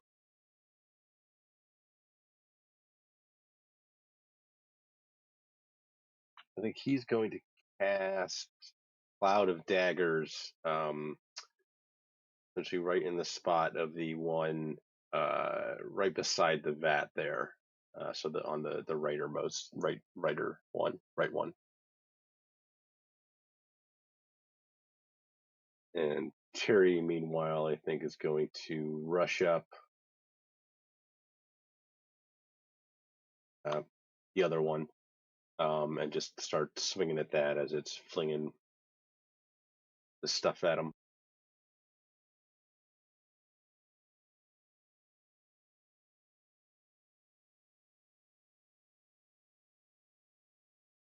Let's see, 15, first one. Solid hit, just like sinking right into this thing. Um, Harry does not have a light source, right? Oh, no, he does not. So he would be at disadvantage. No, no, no, no. He's good. You guys, you're in dim light. I think where he's at, but I don't think that affects the goblin. Oh, goblins have dark vision anyway. Yeah. Okay. So it would be 16 damage. My point was more to describe that when Terry like sinks his sword into this thing, it's like cutting into like raw like meat. There's not bones inside of this thing. That's the horrid squelching sound. Yeah. And again, remember, there's like this constant like like droning of insects from this room as well. Right. Okay, so the first one hit was 16 damage. The second one will hit for 9 damage. Excellent. That's it for Terry. And I rolled a 10 on the Cloud of Daggers, which I think it'll take at the start of its turn. And that's just non-magical. Nat 1 for Neffy's attack on them. You got that Peacepiration back. Oh yeah, nice. And then I'm gonna call out to one of them again and say, "We warned you. That was your chance." I guess I'll do the one that's directly below Terry. This is another cutting words. Vicious mockery. Yeah, it's 15. Yeah, my bad. How much damage? Max damage. Oh, that cut deep. Take 8.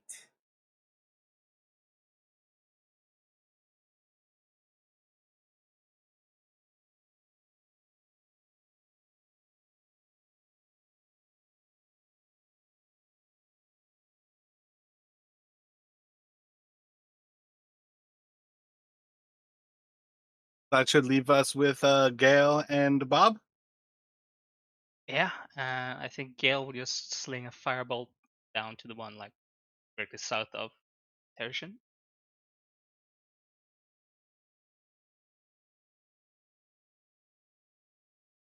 Should be a solid hit with any modifiers. All right, then let's see. For 6 fire damage.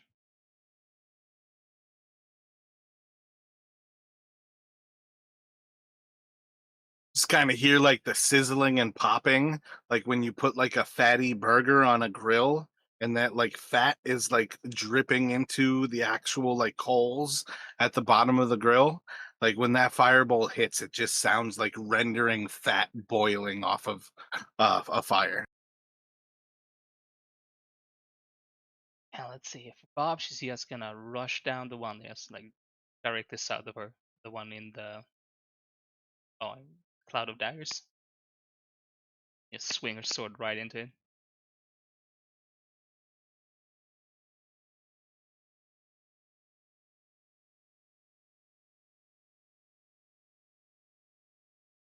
Should hit with modifiers. All right, then let's see.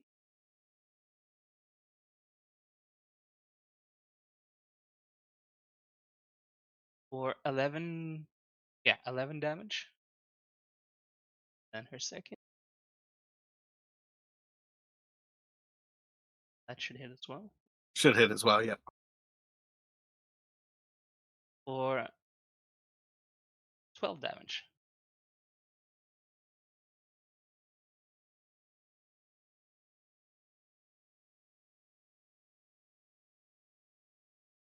Oh wait, Bob does not have magical attacks though, right? Yeah, no, just a regular greatsword.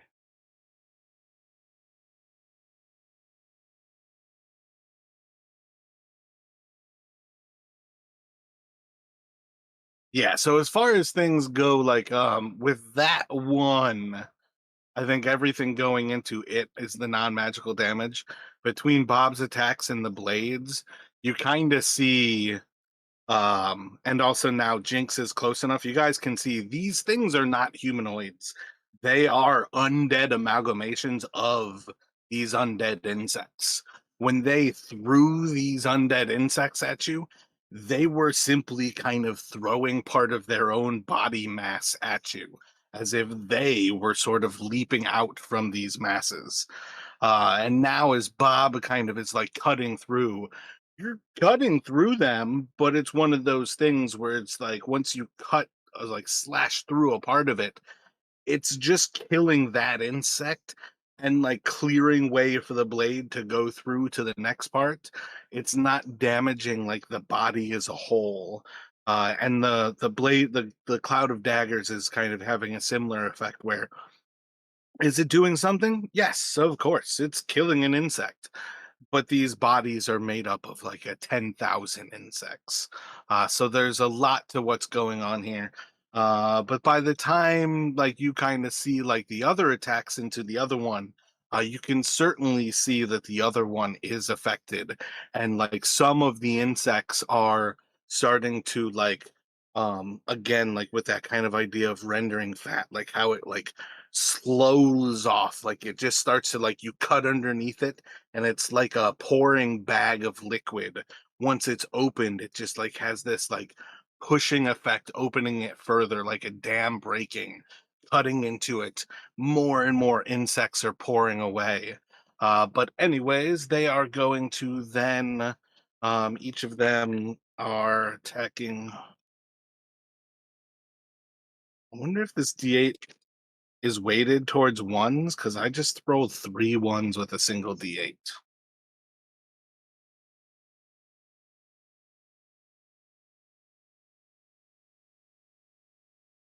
And as I say that, I rolled 2 other D8s, and I rolled 2 4s and 2 8s.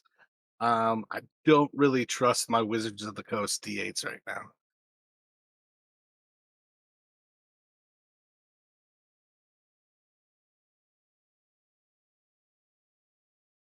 I think, yeah, what is that? It's we're gonna go for 2 attacks on Neffy, and then an attack on each of the sidekicks who are in close combat. So first off, they're kind of doing that same sort of thing where they're trying to. Yeah, it just doesn't make sense. I'm gonna do a more typical attack here. They're going to just kind of like bash into each of you, and then so just this first one is just like a kind of like brunt force attack on Terry with an 11 to hit. Anybody fucking with that? Not for me. What's Terry's AC? 18. He's wearing heavy armor. Gotcha. So no hit on that one. And then it's going to once it like smashes into him with these creatures. It's yeah, that one's not going to do it either. And then this one is going to be against Bob. 9 to hit. Anybody messing with that? And then the second one, once it kind of like smashes the insects into Bob, it is going to start to like you just see as it like pulses blood out of Bob. I need you to make a Constitution saving throw with Bob.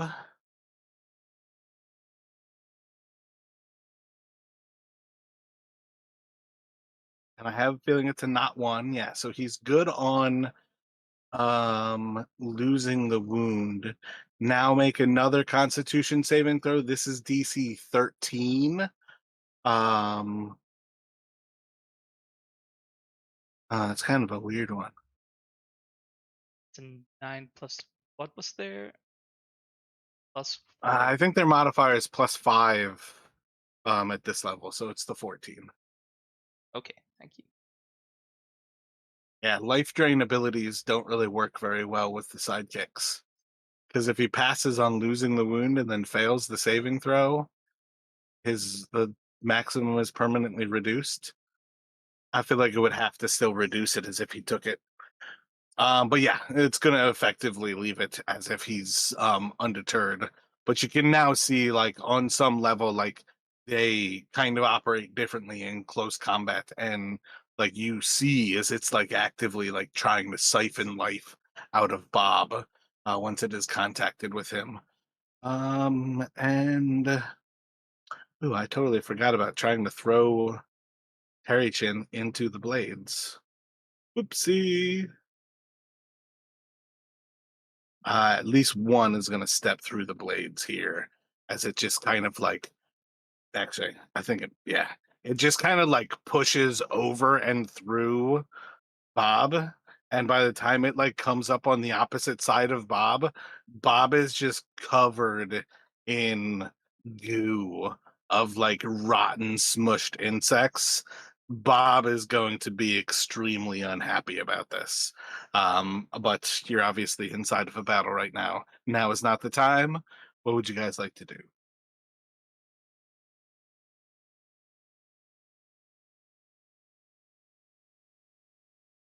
I think Gale will continue with his tactic of throwing out a firebolt, but this time like the one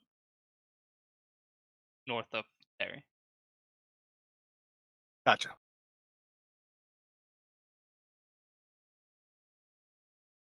Yeah, that's Solid hit there.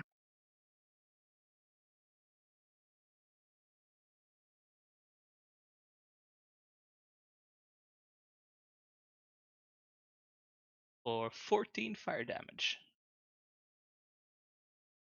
Excellent. Bunch of sizzling insects.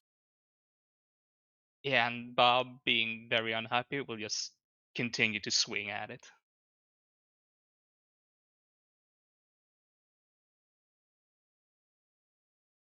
That should be it as well then. Yep, solid hit. For another 11 damage. Normal, like non magical. And I don't think a 2 will cut it, even with the modifiers. Yeah, first one you like cut right through it, and by the time you go to like pull the sword into the next swing, you've like cut into the vat to the side of you, and just like pulling your sword out, it's just enough that like you find out the vat is empty as you're not sprayed with any liquid when you pull the sword out. But two, you just like swing wide of this creature and completely miss, kind of thrown off. And Dalton, seeing the daggers didn't seem to be doing anything, and Bob's attacks seem to be having a limited effect as well. He's kind of saying like "ew, ew, ew, ew" under his breath the whole time, but he's going to rush up,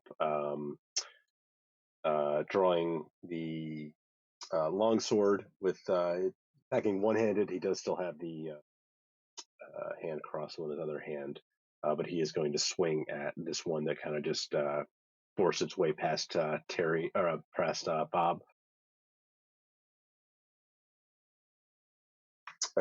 13 to hit. You're just gonna kind of miss as this thing's like moving and dodging Bob's attack, getting cut by Bob. You like slash into a part of it where Bob's like just cut through, and there's just not any insects left there. Just missed though. Gotcha. Yeah, so as he's doing that, Terry is just continuing to slash away at the other one below him.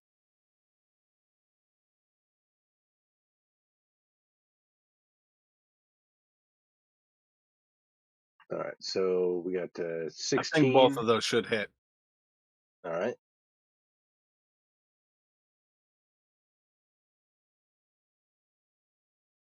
For 14 total. Excellent. And you said the one was looking to throw him into the blades, or it ended up doing something else?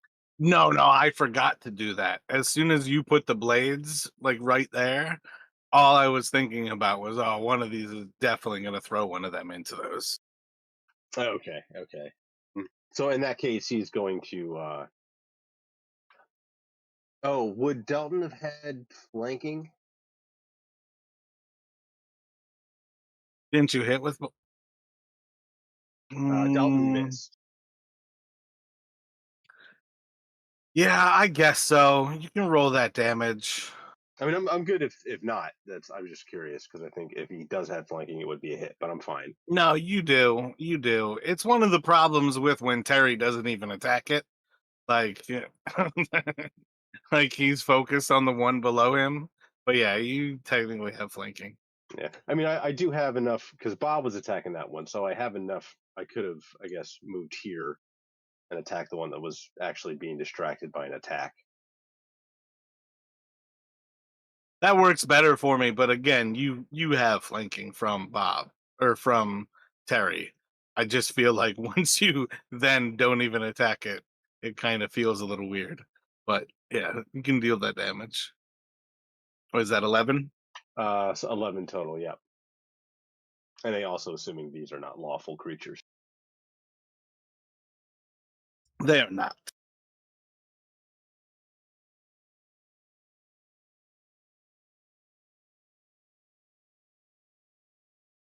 I think that puts us at Neffy and Jinx.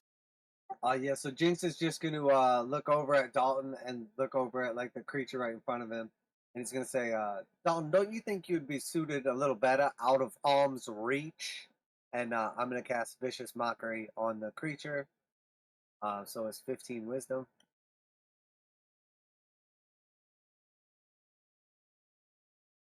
You see is again like it doesn't seem to have too much of an effect, as by and large you're talking to insects.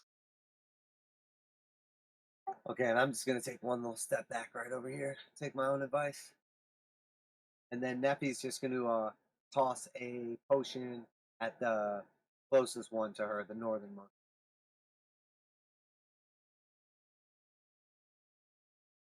Gotcha. Big thing was to feel out whether you were going to use any abilities as you guys cut into, slash into, stab into these things. More and more, the insects kind of like flow out of these wounds until the ground is just kind of covered in these things, no longer capable of standing. The magic seems to kind of give way. There's still undead insects kind of like moving around and crawling on you, but without the ability to kind of like form themselves into a greater being, these things can't really pose too much of a threat.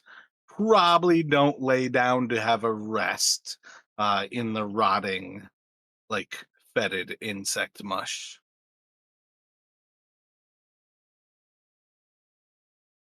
Wasn't expecting to have maggots in my mustache today, but happened. I'll just like pick a couple out, ready to smoke a cigarette.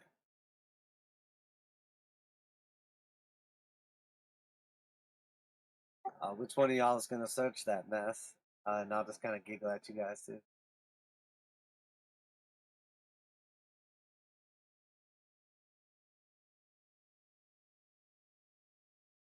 Yeah, no, I think I'm fine leaving it be. If there's anything worth taking in there, somebody else can have it. I'm burning these clothes as it is as soon as we get out of here.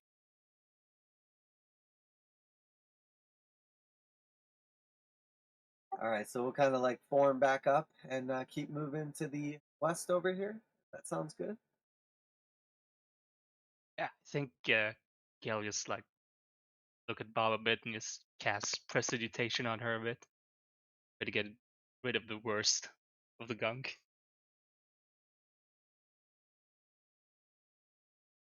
Yeah, I think seeing Bob get like just coated was definitely like make Jinx take like that extra step back. Yeah, like again, it like moved Bob through it. Definitely a horrific experience. Probably the only thing that made it like viable to like live and not just burn yourself alive is the fact that I think Bob as a lizard man actually eats insects. These are just like ripe rotten insects.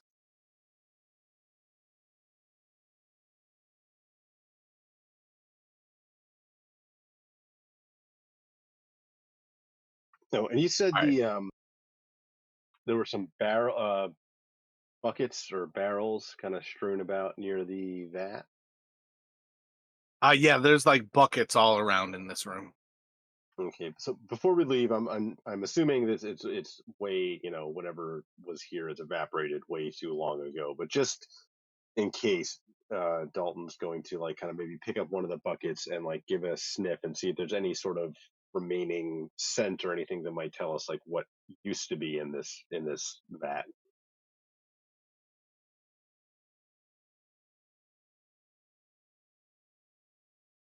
I don't know whether to even make you make a roll, because the weird thing is there never was anything here.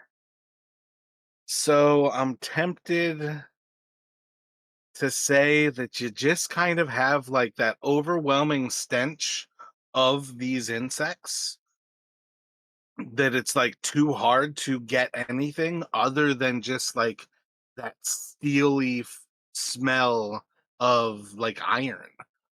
Like you can't help but smell the actual insects, but the only times when you can get anything else, it's just like there's nothing to the bucket. But again, I think most of what you're gonna get is just like the fetid stench of this room, because that room is like a rot infestation. But yeah, the actual buckets, for all intents and purposes, are kind of clean.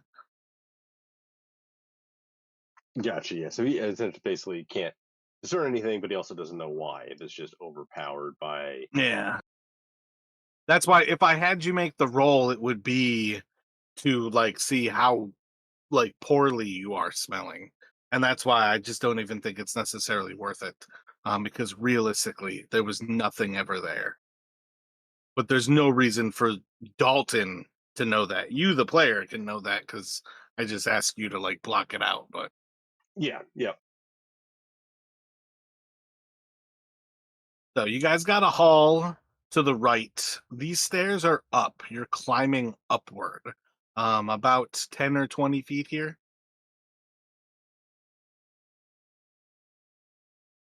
You got a hall to the right.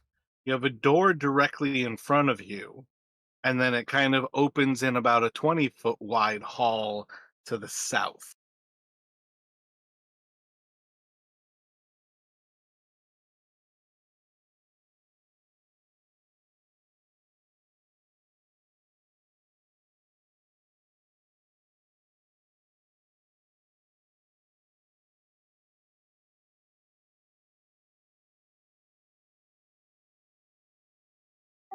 Anybody got any ideas?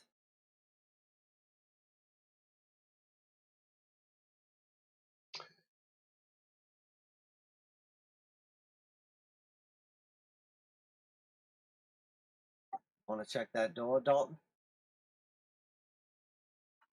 Probably worth it.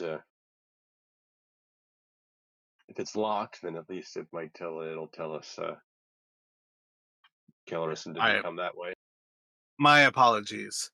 So as you guys like step into this area and you're kind of like looking around, you see this hall to the north, the door to the west of you, and then a larger hall kind of opening up to the south of you.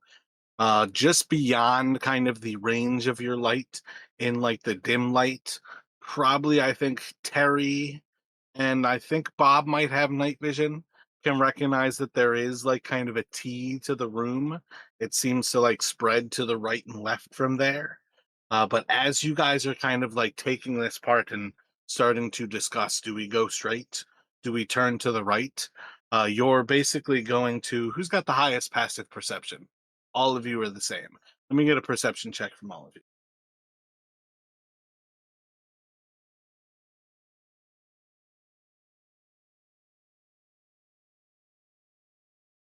That's a 5 for Dalton. It's a 21 for Gale. Big Gale. What did Jinx get? A 9-ish? Oh yeah, only 9 or around there. Yeah, 12. Gotcha. So Gail, as they're kind of like looking around talking about this, you notice beside you, there's just two glowing yellow eyes, just right about the same height as your own vision. And it's just kind of corner of your eye, and you just kind of look across, and there's just these two incorporeal eyes staring at you. And I need Gale to roll initiative.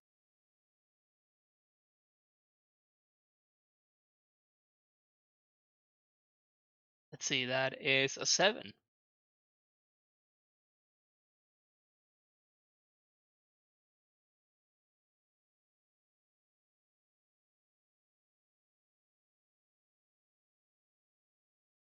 Excellent. I one initiative with a creature that I don't have the stat block currently prepared for.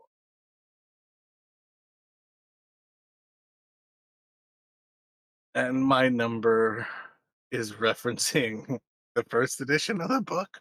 What the fuck?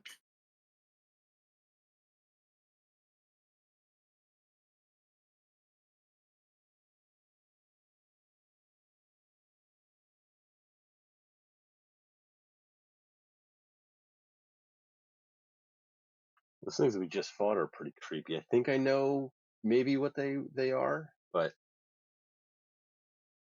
Those were definitely reflavored. because there's a similar creature I think in the monster manual. What are you assuming there?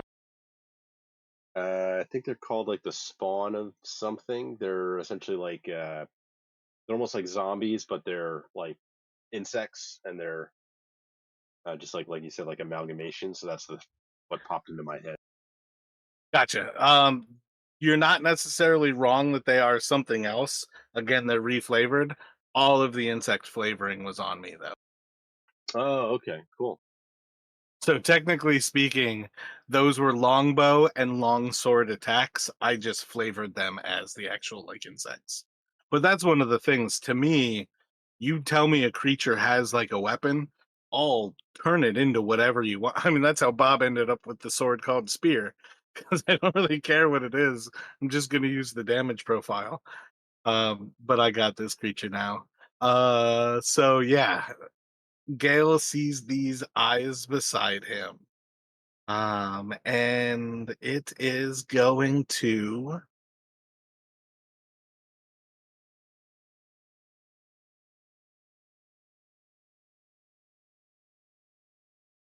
I'm not going to give you guys a chance to modify this first one, but I don't know if it could hit it anyways. What's your AC with Gale? 15? Yeah, 15. So yeah, as you see these eyes, Gale, you start to like see like the air around you almost like rent, and it like has this like yellow glow that kind of like flows out of it. Basically showing you almost where these like claws are starting to like cut into the weave and getting hit by your mage armor. Um, Barely kind of missing you with one attack. You see as another claw kind of flies through, and that as well is going to miss you. And then, of course, can't get a surprise hit. You see as those eyes like coming close to you, and the head like cranes over. You know this creature is trying to bite into your neck, and seems to miss. Gale, only you have noticed this creature at this point. So you're probably the first person out of these six. Like, you don't have to do your whole turn, but you should definitely be the first person to call into reference that behind everybody else, there's some sort of invisible creature that's trying to bite you. Yeah, that is his first order. He's just gonna. Uh, where- Shit! There's something here. And with that, he's just gonna thoroughly freaked out about this. He's gonna cast Rhymes Binding Ice, just straight up in that corridor. It's like a 30-foot cone. Gotcha. So you're just gonna blast the cone kind of like down towards where you saw the eye. Dexterity save? It's a con save, 16 DC. It is gonna save, so half damage, I assume. Yeah, let's see.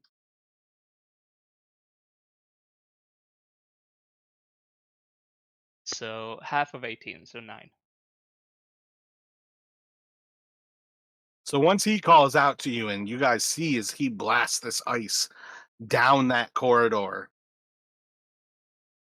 not only do you see the actual like eyes, kind of just like floating in air, sort of ethereally, you see as the icicles kind of like glide off of this creature's form, that there's something there. It is massive. It is large. This is a giant creature that is approximately probably 15 or 20 feet tall, and it's like hunched over right beside Gale, and its body is almost like fully leaning over and around him as it's standing like on one side of him, and it's hunched over, like looking at him from the other side. So there's a giant creature basically standing directly next to Gale. And at present, you can see it as that ice kind of like slides over its form. Let's see. Can Bob's, I don't know if it's a giant creature, can she squeeze past it? Like get behind it? It's still going to be difficult terrain. I think it's small, can move beneath giant, large. Okay, then she's just gonna like rush up next to Gale and try to hit it from there.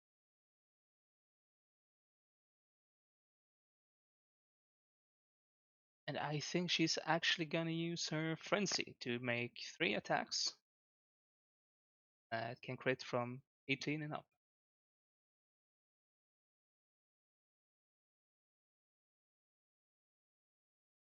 Oh yeah, so that's a nat 20 on one of them.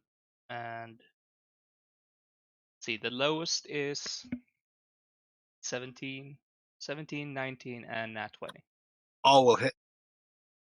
Two of them crits. So doing, what is it? A D, I think we said 15. So Yeah, what is that? only 30. only one crit because it's from like uh, the total Oh, roll the is total was 19. Okay, gotcha. yeah. So yeah, like 15 and then plus. So So I all think it's 21 plus 3d12.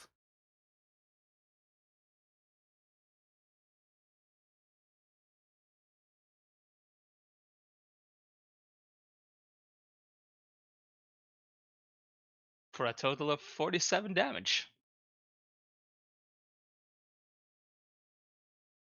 Excellent.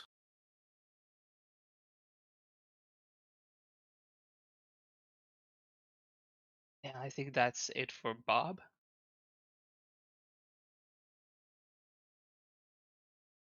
So Go ahead, Jake. so Jinx is gonna like start kind of patting himself down for a sec and call out to Gale. I'm not sure if he'll be able to answer or whatever, but Gale, did you give me back that scroll that I had you look at there? And he's looking for that scroll of fairy fire. I think he would have given it back to you. Yeah. Okay, so I'm gonna cast that on the creature. I don't know exactly what the effect is that Gale already did, but I want to make sure this thing.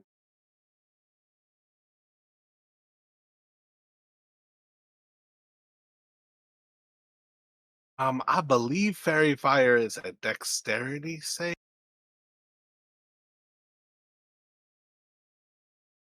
2 is definitely going to be a fail, regardless of what it is. So I believe what's going to happen here is you're going to see. I think realistically it's for everybody, but I don't think most of you can turn invisible. So I don't think it matters that you get lit up by this. Um, I don't have the wording of fairy fire directly in front of me. I have You it right might. here. It's I think if you cast. I think if you cast north of Gale, though, you don't have to hit anybody else, and you can hit just where you see the creature. okay. So any creature in the area when the spell is cast is illuminated, outlined in light. If it fails a dexterity saving throw. So then, for the duration, which is 1 minute, objects and affected creatures shed dim light in a 10-foot radius. And then any attack roll against an affected creature or object has advantage if the attacker can see it, and the affected creature or object can't benefit from being invisible.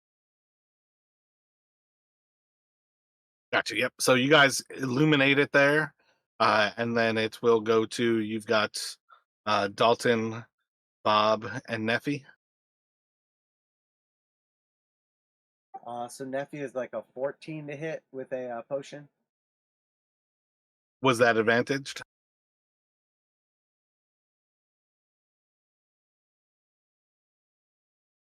Yeah, still 14. Gotcha. So it just kind of like flies through like an area and just smashes on one of the walls behind.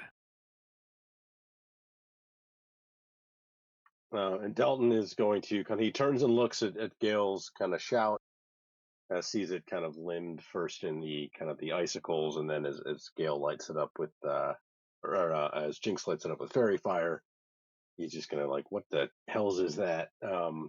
Dalton doesn't want to get any closer at the moment, so he is just gonna fire his crossbow, which is out.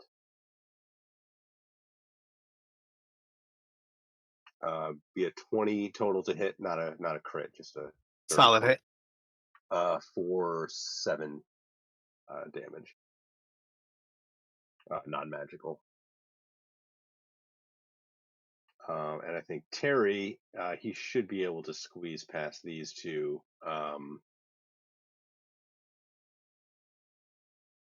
actually, I'm not sure exactly where it is, but if he has enough movement to try to squeeze past and get to the other side of it, he'd probably do that.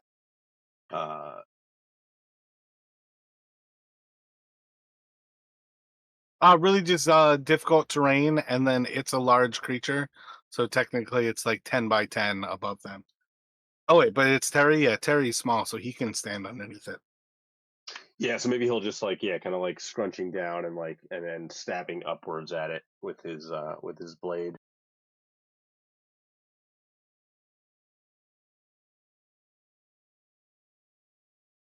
First one should hit for 14.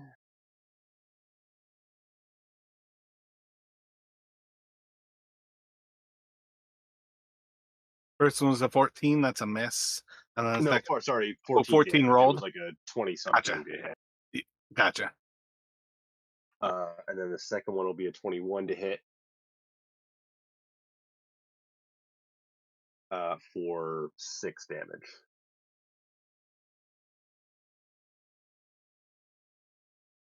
Are you serious that it was 6 damage? Yeah, I rolled a 2 on the damage die. And that's your whole squad has now attacked this thing? I think so. I think that's everybody. Gotcha. So you guys absolutely shred this thing down to a single hit point in a single round of combat after it's kind of leapt out of the ether and tried to attack Gale in a little bit of an ambush. You leave this thing like rent and bleeding. And again, this quite literally is a giant. And that's why I said that specific word. But this is like a giant otherwise invisible creature, and you see its body in the ice for a moment.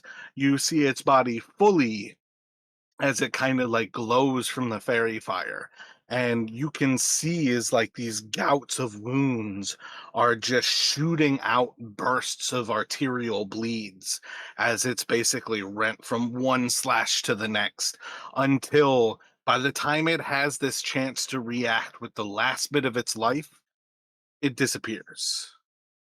Now, you can understand and know fairy fire makes an invisible creature visible.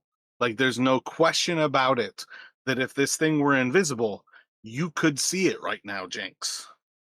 But you cannot see this creature. But as far as things go at present, I think this is where let me get Gale and probably Jinx to do an Arcana check. That's the same thing that happened with the demon, y'all. It's coming back.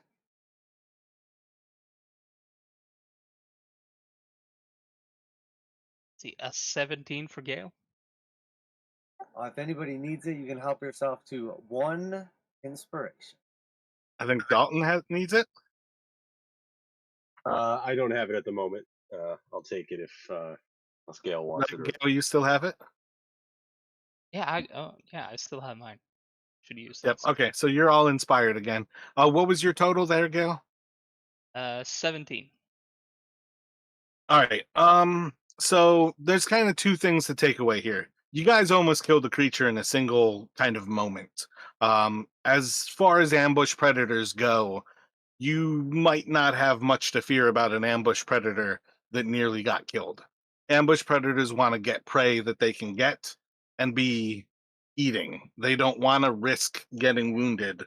And two, Gail, you can recognize if this thing isn't visible and fairy fire is actively on it, this thing's somewhere else. It's on another plane. And I think 17 is enough to tell you that this thing stepped over into the ethereal plane. So, can anybody see the ethereal plane?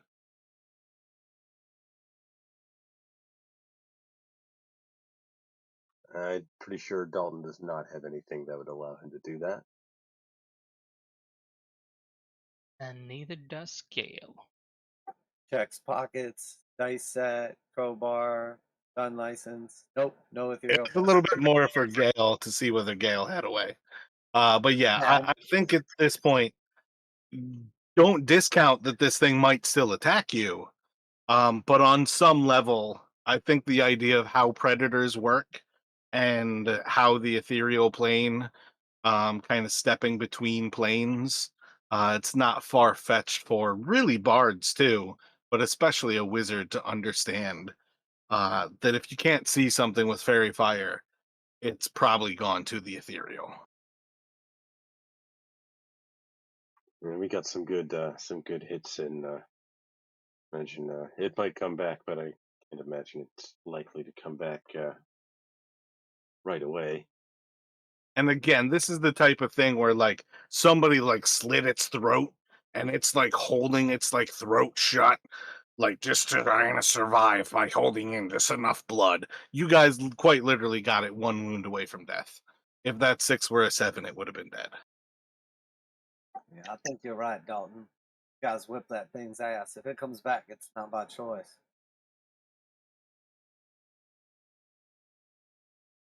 Terry just missed the killing blow there. But anyway, we should stay close. It was good thinking with the fairy fire, Jinx. You don't have another one of those scrolls up your sleeve if the time comes, do you? Oh no, that was a one and done, just a lucky find. But I like to think that there's a little more to it. We were meant to have that scroll for the right moment. So if we need one again, I'm sure we'll stumble upon it. But I think we were deciding which way to go.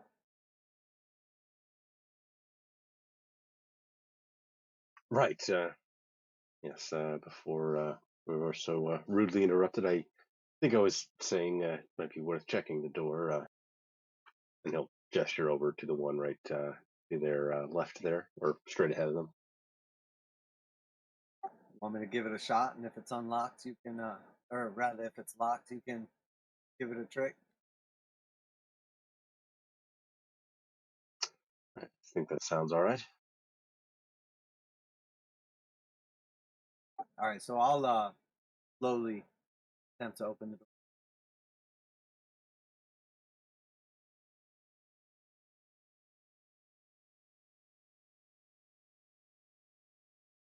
So my initial thing was saying this is such a confusing area because it's like 5 areas coming together, and I don't know anything about that door. I have no reason to say that door is trapped. So as you open that door, you see a little like kind of 20-foot like not like balcony, not like hall, it's like a ledge because there's basically like you open the door and you're immediately to the right. There's a pit that's like 20 foot by 20 foot.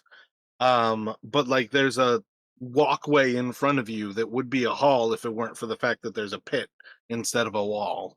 But you're basically like opening up that door to kind of see this little like ledge and then the pit below. That's about as dead end as they come. What's the actual distance on the light spell? It's 10 feet, 15 feet?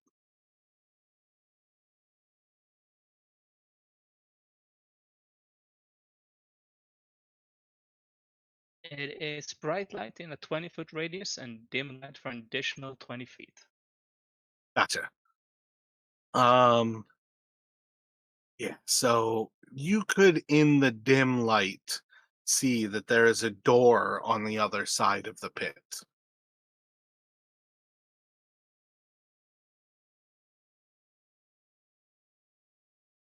There are chains and manacles that reach all the way to the bottom of the pit.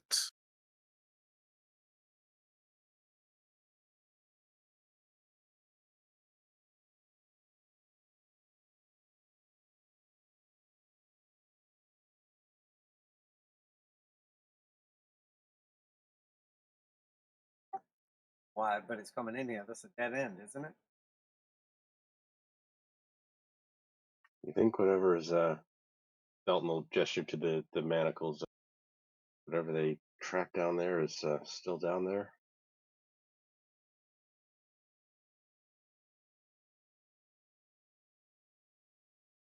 Jake's gonna take like a little half step backwards away from the pit when you say that. Maybe you're right, Jinx. Maybe we should. Let me have Dalton and Jinx make a perception check as you guys like look into the pit. I want to use my inspiration on.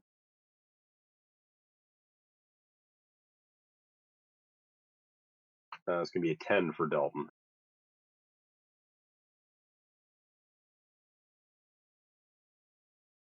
22.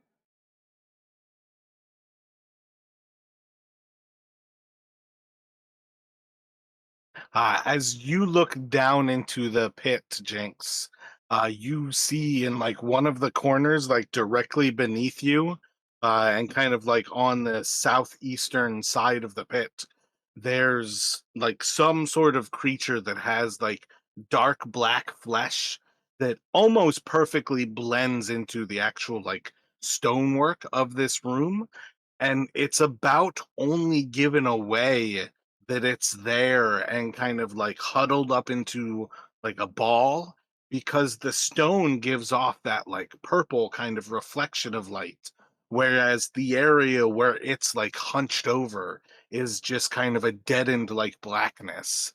And it's not until like you kind of like recognize for a moment, like second guess kind of about to step away, that you like look back over and you just like kind of recognize like there's a creature down there, and it seems to be kind of covering itself in like some sort of black like fleshy, it would almost kind of look like an egg, but kind of what I'm kind of getting at is you're seeing the wings of a creature that are wrapped around its body, so you can only see kind of the anatomy of like these bat like black wings.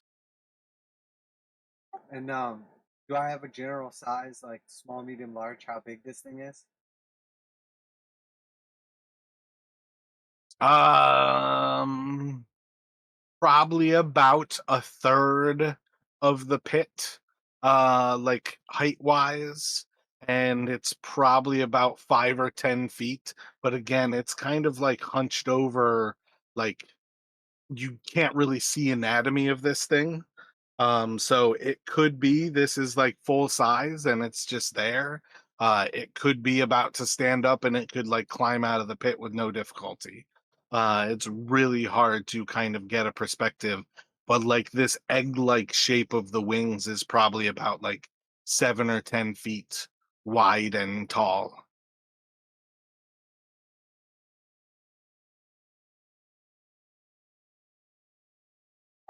Something big down there. It has wings.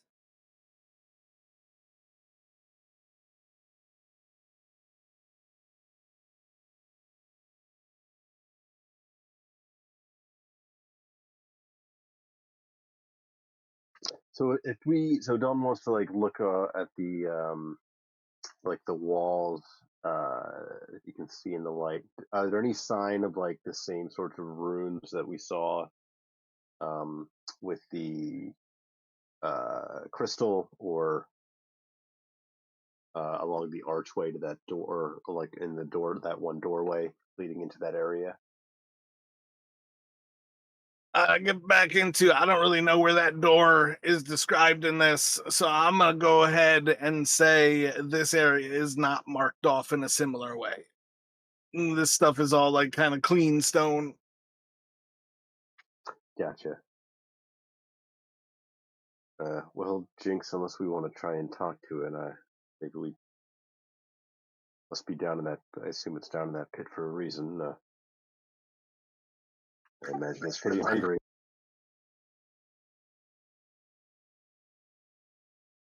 Dalton, do you still have your light right now? Your lantern?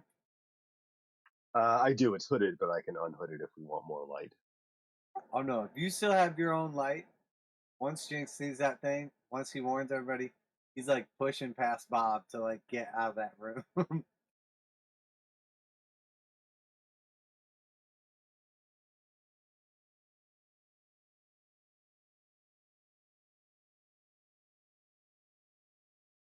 Whatever that thing was, he was scared.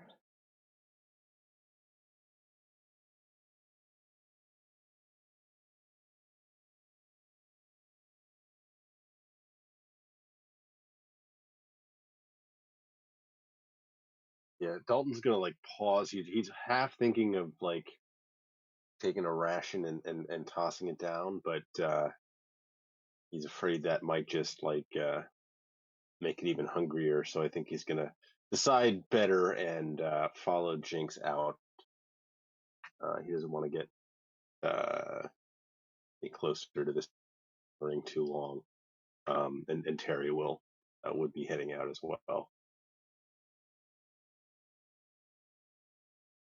Dalton will kind of hang back if Gale doesn't leave, though. Wouldn't want to leave Gale in here alone. Yeah, no, Gale is sleeping with you as well.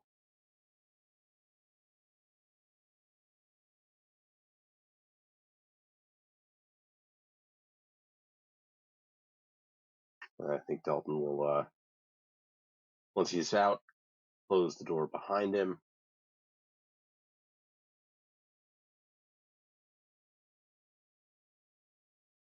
And I think he's going to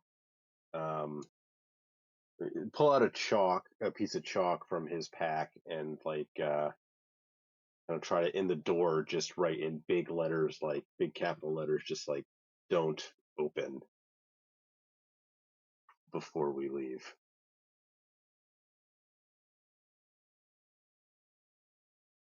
That's a good idea. I wish somebody would have done that before we got here. I don't know what that thing was, and I couldn't even tell if it noticed us, but we can get out of there quick. There's no telling how long it's been down there, and that it's whatever it is, it's probably hungry. Can't imagine it'd be too picky. Stick around to find out, but it actually manacles, or they just hanging there. Afraid I didn't get quite close enough look myself either. You did not get a good enough look to see, but if you wanted to go back and take a second look, you might be able to find out.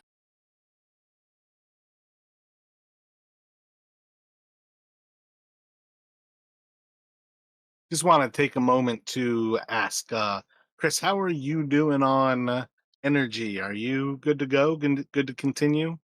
Does anybody else have a reason to end things? Or are we good to kind of roll on?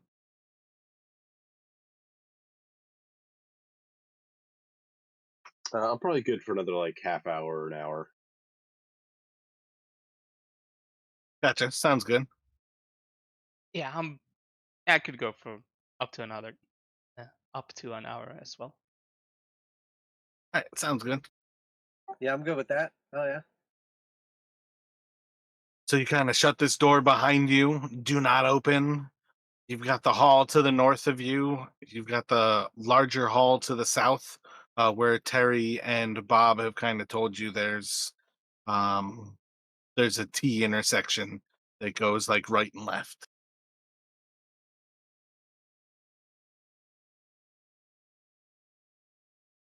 Dalton's probably going to suggest we check out to this down that way towards the T. If Gale and Jinx are amenable. So continuing down the hall, you guys will eventually see that it does indeed kind of T intersection. You can see two doors ahead of you, and then two ways to go, like down the hall itself.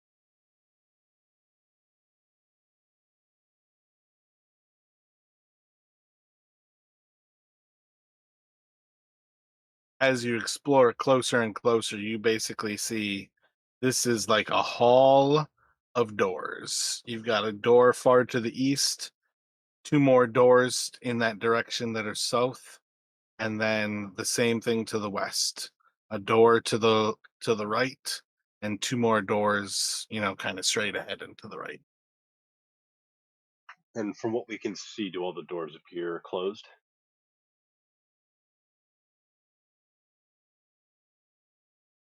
I believe that sounds good. Yes. Only reason he's asking is like if we if for some reason Kalerecent was down here, we saw an open door or that Minotaur tracks we found, that would be kind of an obvious indicator, but probably not going to be that easy. Make a perception check for me.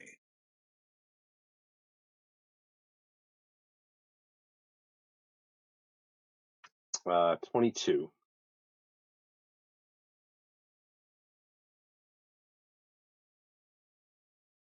First good perception check of the day.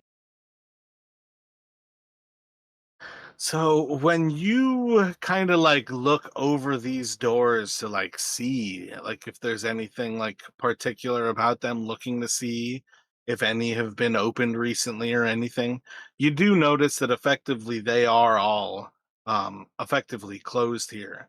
But you notice the like same runes that were on that door to the north where you guys found the crystal, the same runes that were on that door. And again, that's more the same style, not necessarily the same ones, because you still couldn't really translate them, but they're on the door to your right, which is effectively to the west of us, and then the door that is to your left, but like straight ahead of you, which is effectively the last door on the east, but not the east door. So I'm about to circle them to like make it clear. But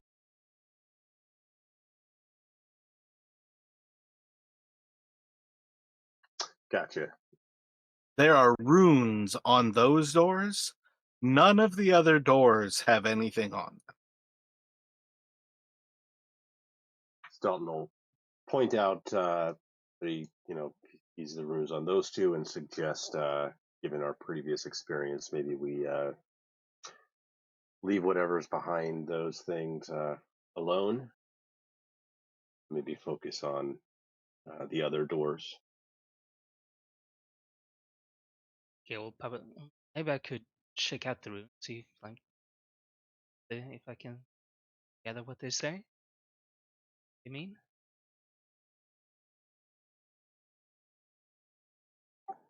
Jinx will just open the door right in front of him. The one that's like in the same square as him.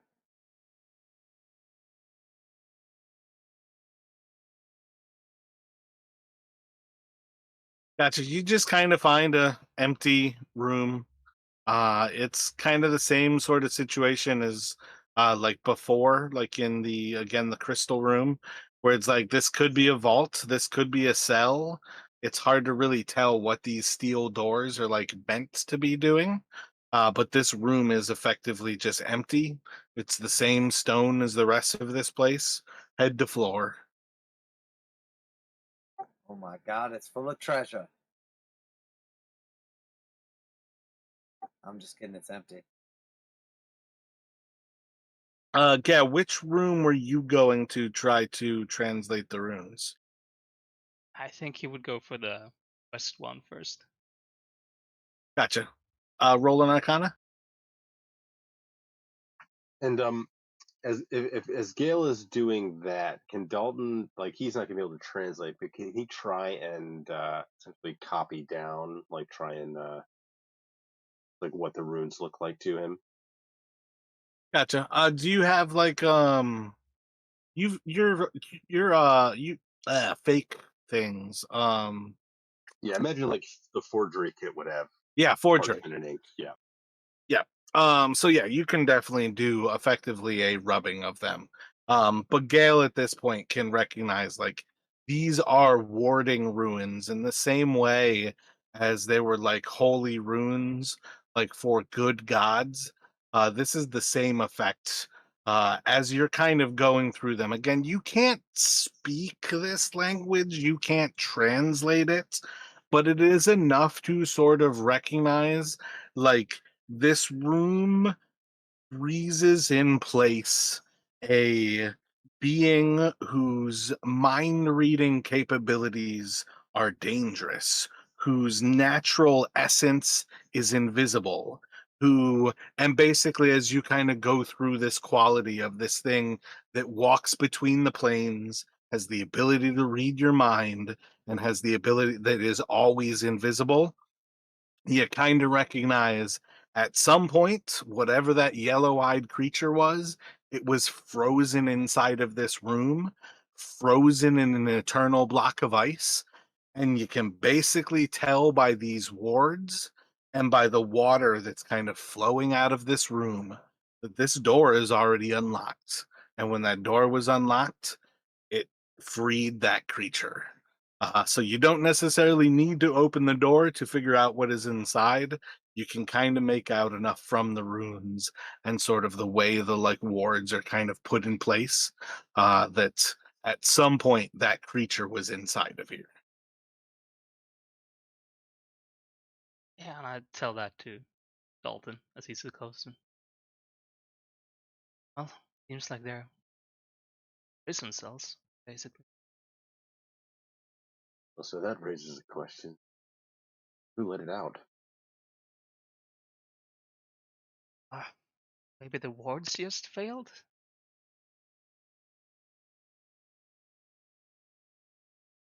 Yeah. I mean, they are pretty old. Well, look, in case any of these other ones fail, why don't y'all come down here and take a look at the other one and see what we might be facing next?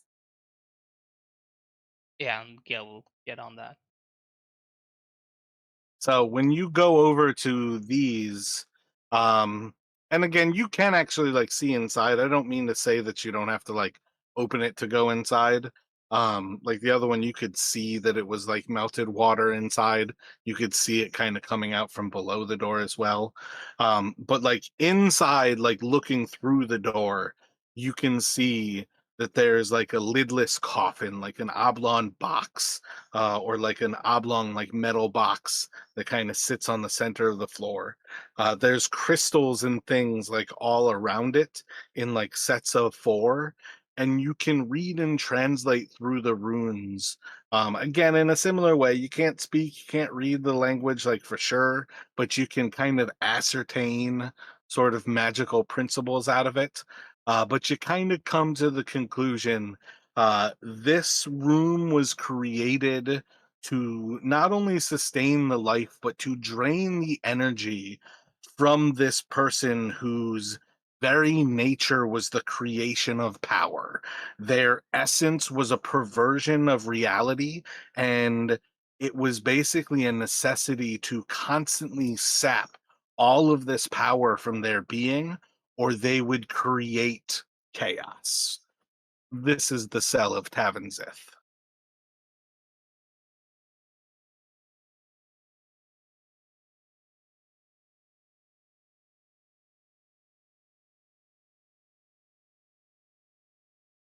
Yeah, I'll definitely relay that to the others. Oh shit! So this is where he was before the other place. Apparently.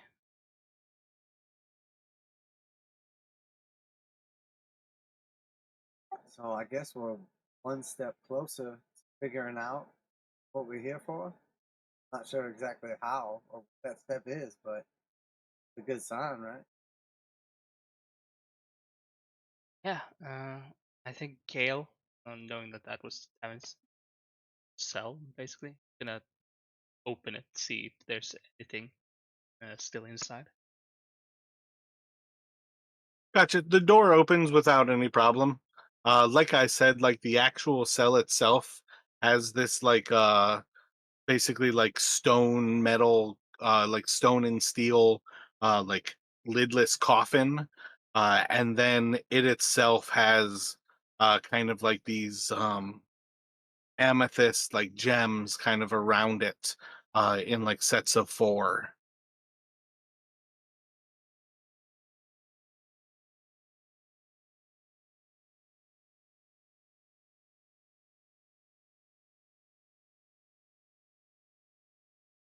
And do we have any idea, just from like looking around, when it seems like the last time somebody was like in here was? I mean, does it seem like it's been like 100 years or like 6 months or you know today?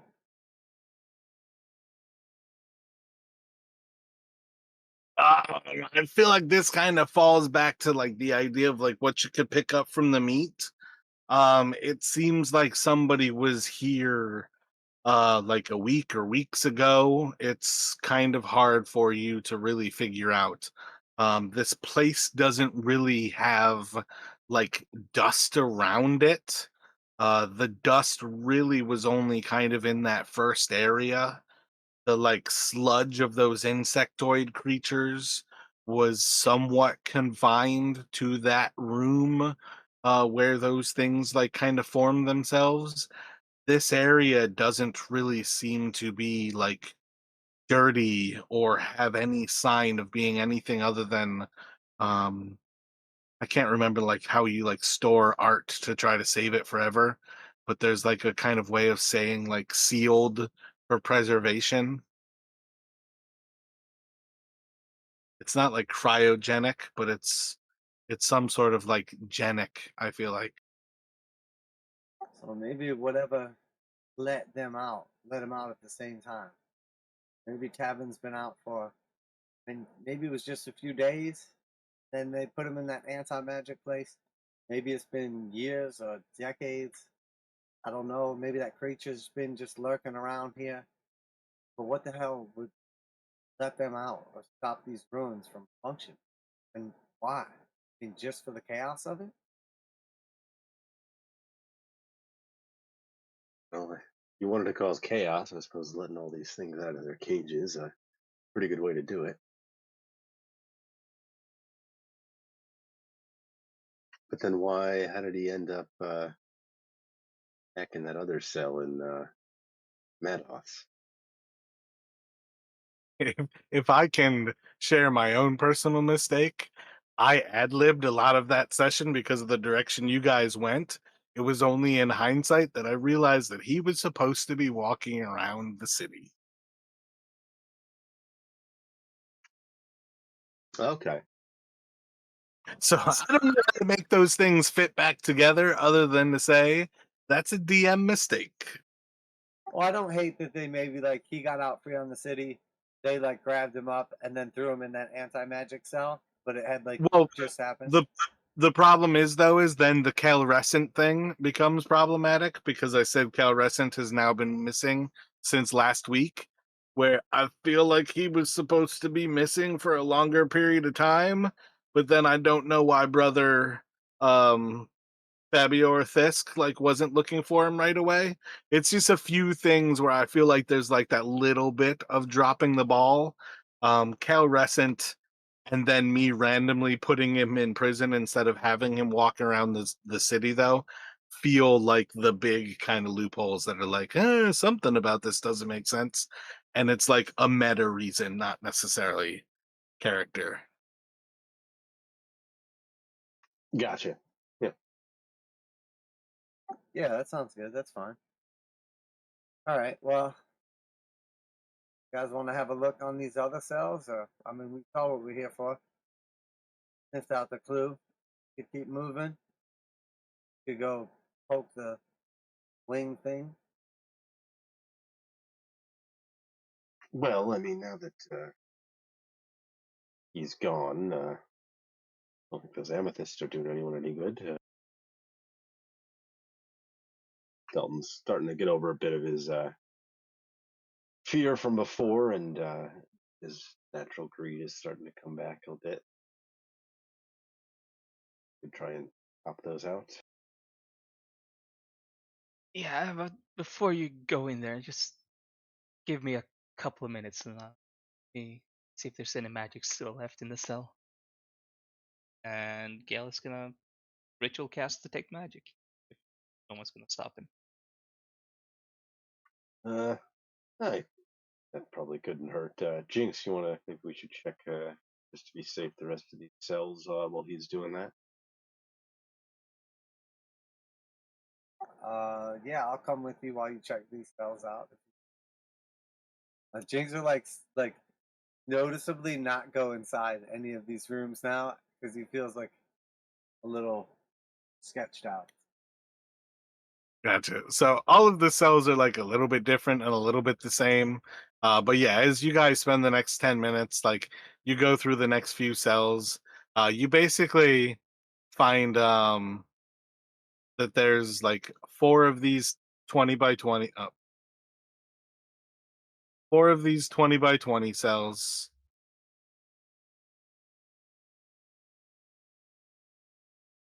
There's two 10 by 20 cells, and then two of these 10 by 10s. And again, effectively, you have like the cell from Tavanzith, and then the cell from that invisible giant are the only ones that were used. Um, by the time you finish casting the detect magic, you'll realize that these stones are all at this point non-magical. Whatever the seal was on these doors doesn't give off any magic. It was something that they were sealed and effective. When broken, their magic has dissipated entirely. But yeah, you guys can collect from those amethysts. You effectively have 16 amethysts worth a total of 1,500 gold. No, a total of 1,400 gold.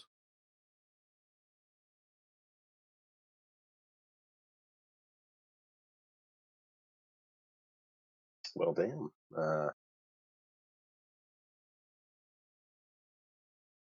Dalton will split those out among the party. Does detect magic make sure that this isn't like cursed or anything? Like, are we all safe to take this? You just know that they're non-magical. If you want me to hold on to yours, Jinx. And please remember, the party includes Bob, Neffy, as well as Terry. Yeah, that's I should have specified, but yeah, I was essentially breaking them out among the six of us. I appreciate the offer to hold it, but I just assume hold my own, and he'll like give you a little wink because you know we both have a gambling problem. Worth a shot.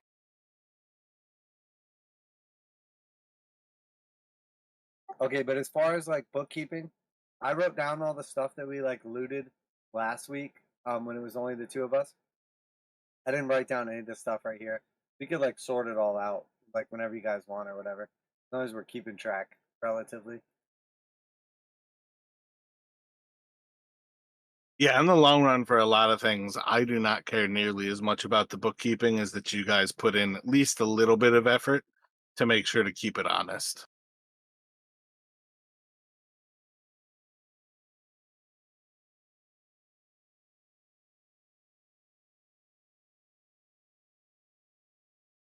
Yeah, no worries.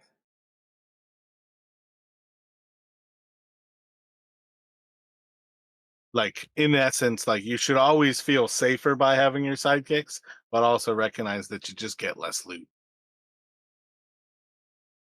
Well, I don't think we would have survived without him down here, so definitely earned it. Oh yeah. That giant would have like bit off one of our heads. The only reason we killed it is because the freaking Bob did like 50 damage in one round. Well, I mean, it's so barred to have like a sidekick with you and like just be like, yeah, I'll definitely pay somebody to do my fighting. I'll make up that money singing at the tavern tonight.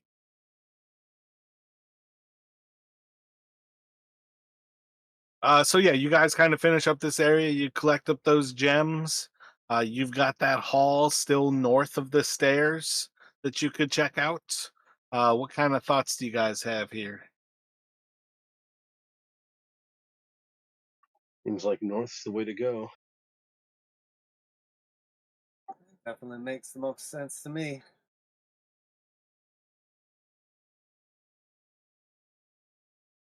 Jin's gonna light up a cigarette and he'll offer one to anybody that wants one. Dalton will take him up on that. Planning to go around. Don't be shy. I'm sure they'll smell us coming for something else other than the smoke. Roll a perception check, Jinx. 16.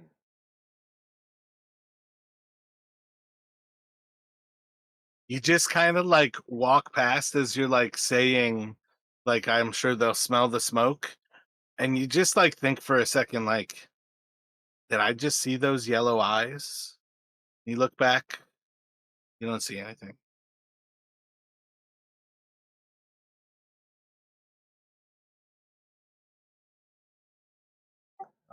He'll just like stop for a second, like swivel, head on the swivel, like 360 degrees.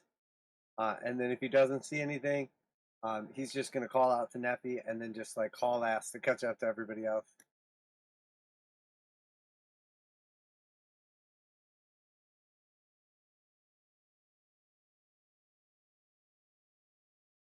Alrighty. So, ooh, I don't think there's a door there, is there? There is not. So as you guys kind of like go up this hallway, you see as the hall kind of like hits like a dead end, turns to the left, and you basically come to a door to the south. Unless anybody is like a cartographer, like a dungeon delver, as far as things go, I don't think you have a solid reason to know that that door leads towards the pit. But it is one of those things where you guys are experienced dungeon, like you're experienced delvers. So I don't think you're also completely ignorant that that door leads to the pit. But you have the door to the south of you, and then to the north of you, you basically see like this crosshatch grate that seems to kind of like open up from this door. And this grating is like a walkway around, as you actually go into it, what is effectively a big room that kind of opens up here. The room itself, the floor, is 30 feet below you. But as you actually head in there and start to cast light into this room, you start to see that there is a massive metal tower that kind of stands from the stone floor below all the way up to there's a massive orb that's about like a 30-foot or like say like a 15-meter like diameter orb that kind of rotates on top of this metal tower. It has a lot of not necessarily runes or script on it, but sort of like inlay, almost like pin striping, kind of making out different shapes or things. Some of them may draw your mind into like this thought, some of them into the others. It's almost like seeing something in the clouds to make anything of what this like inlay really is on the orb. But effectively, like keep in mind there is maybe like drawings sort of things like all over this orb that kind of floats above the ground. But again, you guys are like walking out onto this like latticed like metal platform. There is just a drop off. There's no bar or anything to keep you up top here. It's very easy to potentially fall down into that room.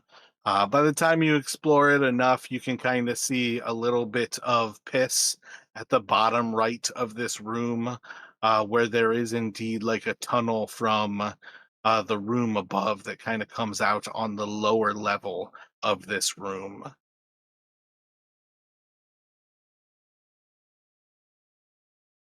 Oh, my bad. The sensor tower is 10-foot diameter.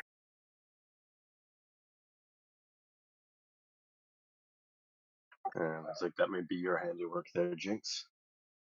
Gesturing towards the puddle. Oh yeah, that's my stream. I know it if I ever seen it.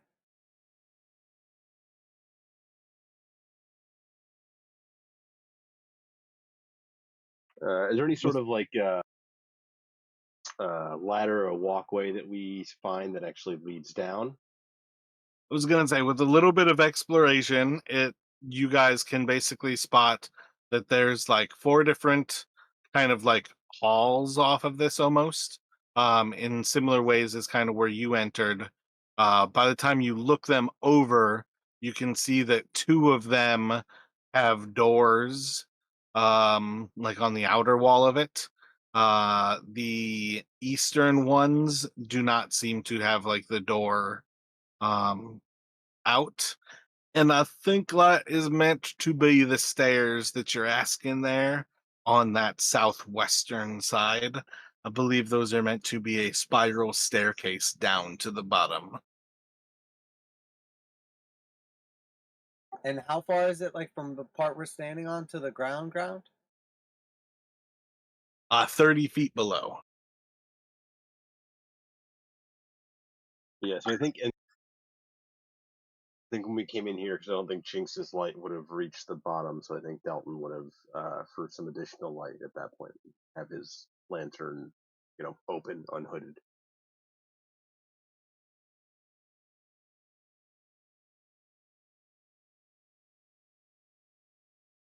Once you're on the bottom level, you'll see a massive steel door is the western side of this, and that's where you'll see a door that's probably like 20 or 30 feet wide, almost the 25 feet or so tall, basically reaching right up into the underside of this like steel platform.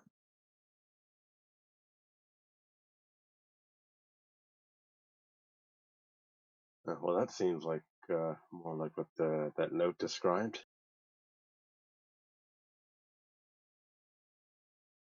I'd say we found our door. See if we can find a way in.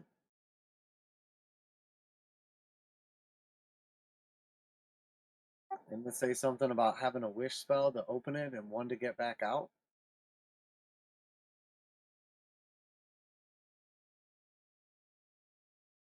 Certainly sounded like wasn't anything meant to easily be gotten through.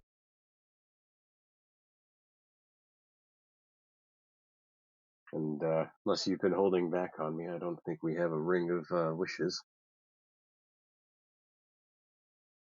If I had a ring of wishes, I certainly wouldn't be here right now. I mean, no offense, good company and all, but I mean, well, you guys know. What do you think that was meant to be meant to hold? And Dalton will gesture towards the big cylinder. So that picture in Discord is the tower from close by to it. Dalton and Gale can give me an Arcana check. Sure. One of those classic things. If you bring it up, you're going to be making the roll, and then the actual expert. Both of you roll a 3 and a 4.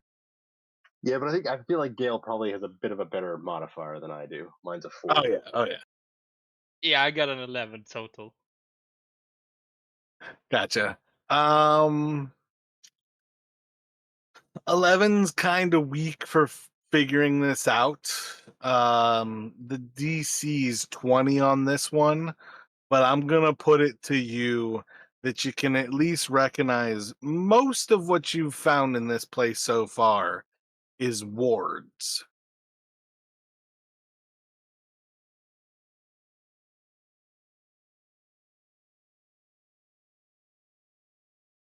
Uh, But actually think about the fact like how ward translates for you.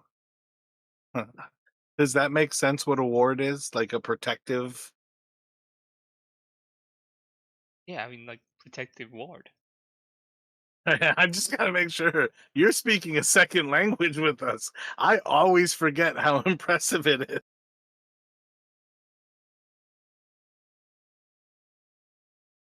Yeah, thanks for thinking about it. But yeah, I get it. Ward.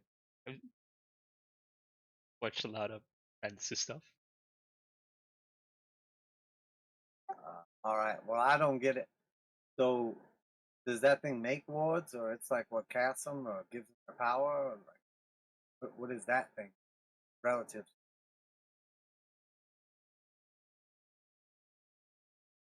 I mean, I can't really tell. It could be that, I guess. It could just be another really big ward. Something else.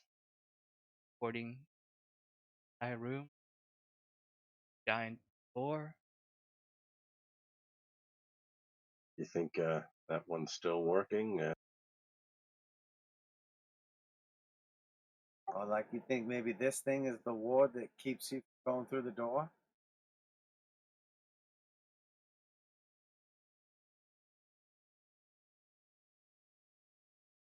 I mean, as far as I can tell, like basically anything. You just tell that it's more wards.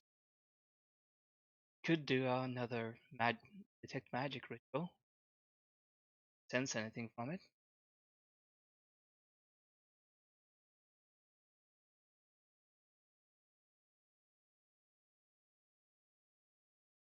And what's the deal with the door? Like when we look at this giant door, does it look like it's the type of thing where there's like a slot for you to insert some like magical key, or is it not like a traditional sense door? Make a perception check for me.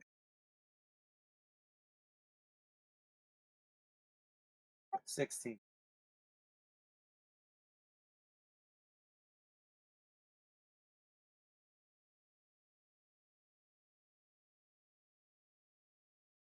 All right. Got a better description of the door. I might have been talking out of my ass before. Big old steel door, 10 feet high, 8 feet wide. Um, bars the way to the west. Yeah, okay.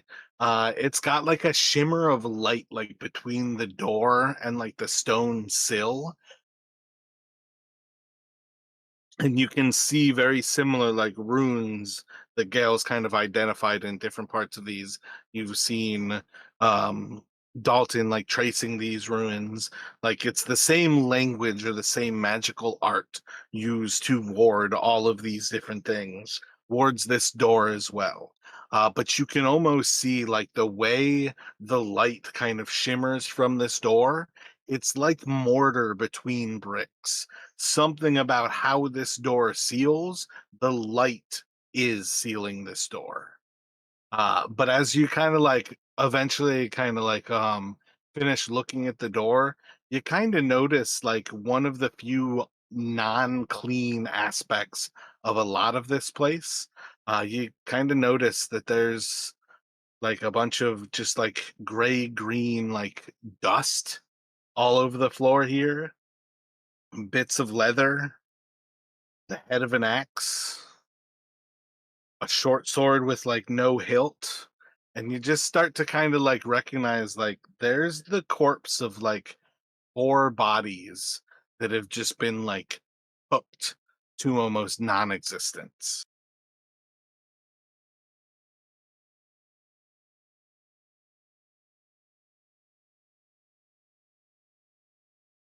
Jinx will just kind of like call back over his shoulder.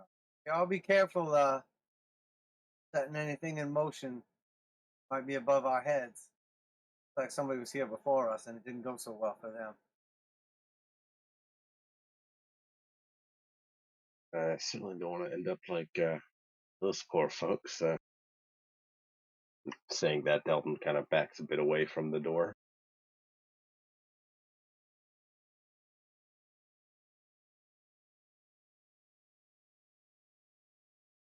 Unless someone's gone through and you think that somehow broke the ward, but certainly not volunteering to test it. Just a theory.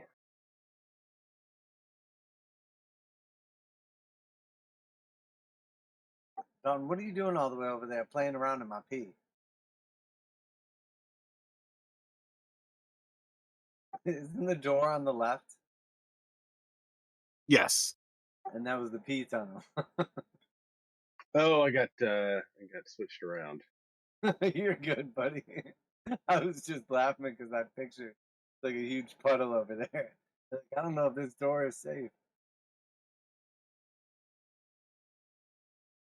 All right. So anyway,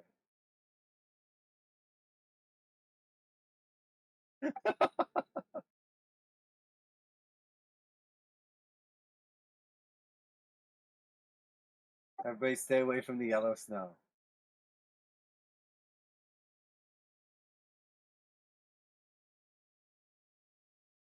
So presumably we just like wait the 10 minutes while Gail's doing ritual magic, detect magic.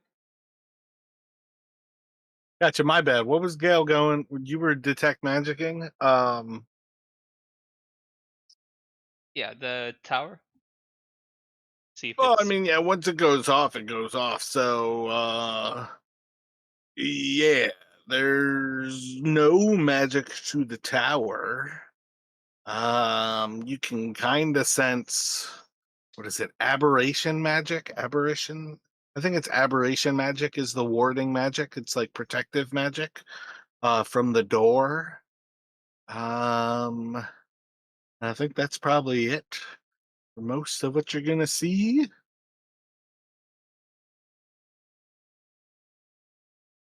it's really not to that. Oh, the active magic here at least seems to be from the door, and the aberration magic checks out. It's warded.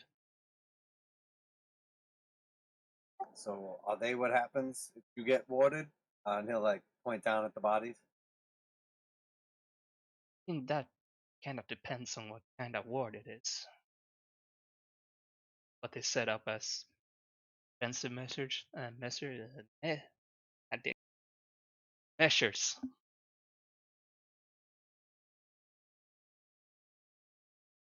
A ward can do different things depending on what you want it to do, how you set it up.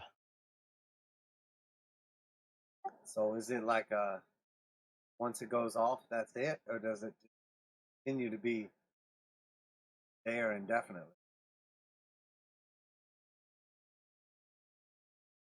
So that would also depend on what kind of ward it is. There are like one-shot wards that when they go off, there's just a one-shot deal, and then wards that are more indefinite that have power sources to draw from. I'm All gonna right. guess power source one. Well, if you're still sensing it, best to assume, I'd say, that it's whatever did that to those folks is probably might still be active. How do we get rid of it? Out some kind of like spell magic or something like that. We just got to give it a shot, risk turning out like them.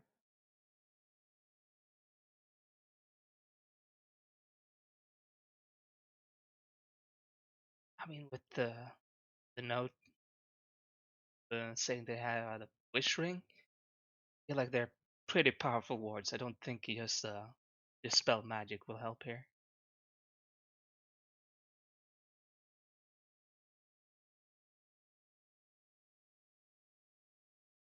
Yeah, it makes sense. So what you're saying is this an impasse as far as we're concerned. And maybe we missed Maybe we missed something. Yeah, well, we haven't been like point up to the quarters of the promenade upstairs. Like, haven't checked in everywhere yet. I'd rather start by checking someplace that's not gonna disintegrate me out of existence, whatever it is that that did to them. We'll find something that'll give us some clue as to how we might get past it, or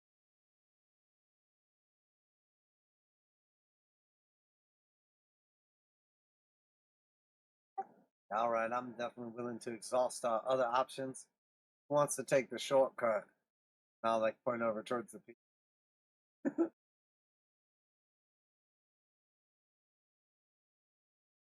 Oh, you're more than welcome to go that way. I'll stick to the stairs. Thank you.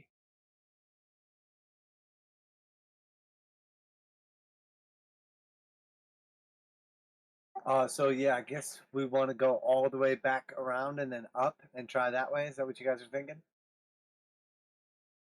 Well, I was thinking like we have these areas like just south of where Dalton and I am now, and like, up here. Oh, okay, I got you. Yeah, yeah. oh, I thought we had taken a look at those or been assumed to have, but if not, yeah, definitely worth a look.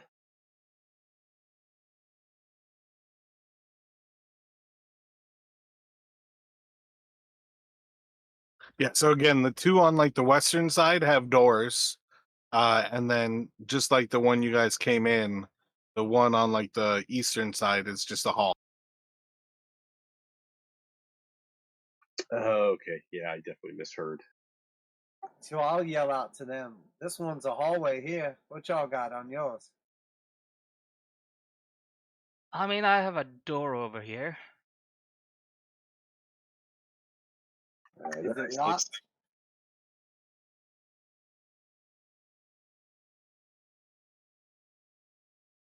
Gal's gonna try to open it if it's locked.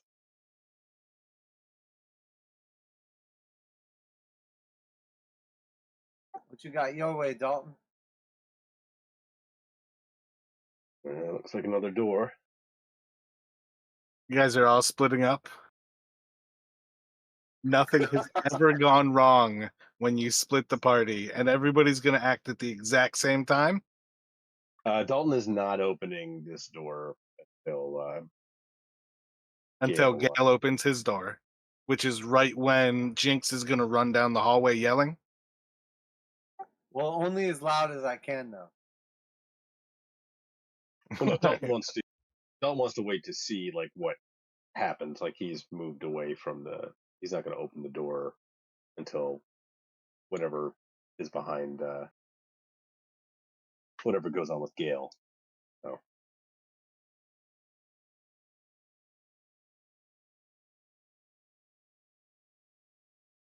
Gale, can you roll initiative for me, please? A 23? A 20. Oh, wait, 22, I think. Yeah, So 20. when you open the door, you see like in kind of like the first like halfway cracked open of the door that there is a tall figure, humanoid, standing about 8 or 9 feet tall, all in like plate mail. And what is your light source?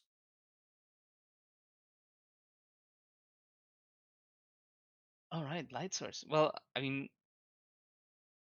when we Is split it a up the lantern? Because Dalton had an extra lantern from the Minotaur's bag, so you could potentially have that lantern here.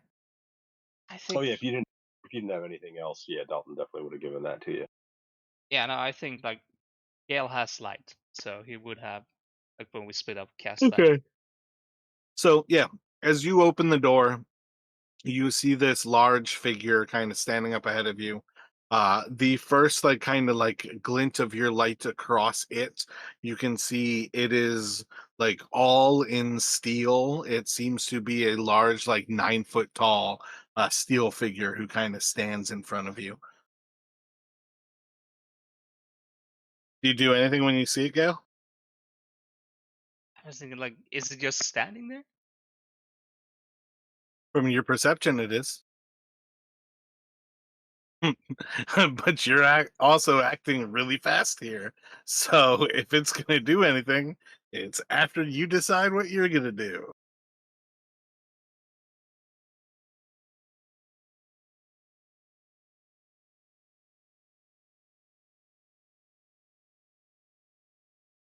Yeah, I think seeing that, he will.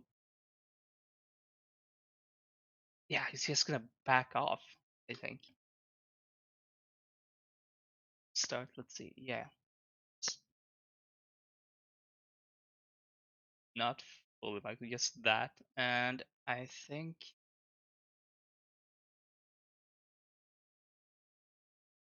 taking any chances. Yeah, just gonna cast the firebolt at it.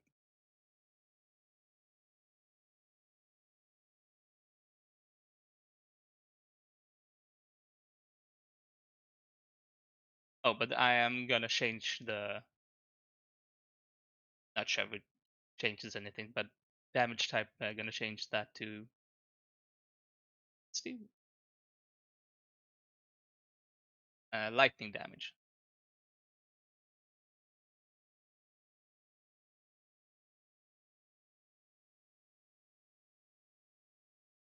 That is 22 to hit. Solid hit. For 7 lightning damage. Excellent. And as What's he does that, he's gonna call back to the others as well, like, I got something here. what's Bob doing?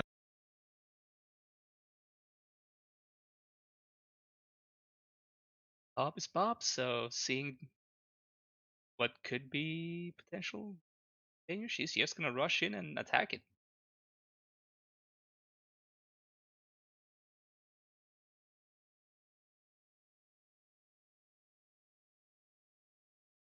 Not sure 10 will hit.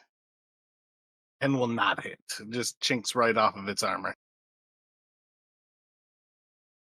Will an 11 hit? 11 also just chinks right off of the armor. Oh god, yeah. So as you like crack open this door and immediately like leap back, sling a lightning ball into this thing, it like shocks into the armor. You see as Bob steps forward and just smash right into it. It is immediately going to charge forward and it is just going to stomp right over Bob. You can make an attack of opportunity with Bob.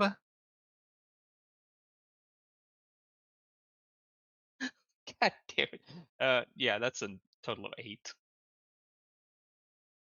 8 is a big ol' miss. And then it is going to swing at you twice with its sword. The first attack has a rolled 13. Yeah, this is. Anybody? I Sorry, Can think. go we ahead. can we see the attack happening? I think you have to do that to cutting words. It's charging into him, so I think it's viable. Might be a little bit questionable with Jinx, but I think the tower is not meant to be quite as high as you guys are. So I'd say you guys can see. If All right. if I can, or go ahead. Do you want to do yours, Dalton? Yeah, I'll go ahead and use a cutting words on that first one. Excellent. -7. And then its second attack into him, a rolled 2. Oh, I'm not going to mess with that one. All right, both of those are going to hit as they smash into Gale. This creature is massive. 2 is exactly what it needed to hit him. It is going to deal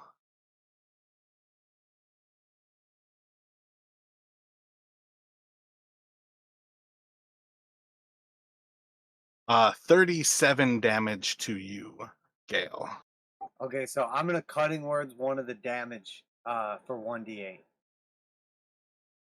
I mean, All you right, the do that as first well. roll was lower, the second roll is probably higher. So, So just -7 damage from that total. gotcha. So you're gonna get hit for again. I think it's like 30 at that point. Yeah, I'm still knocked unconscious. Oh, my bad. It's 3d10. It's not 3d8. But it's. I don't think it's gonna zero you. How many hit points were you at? 20.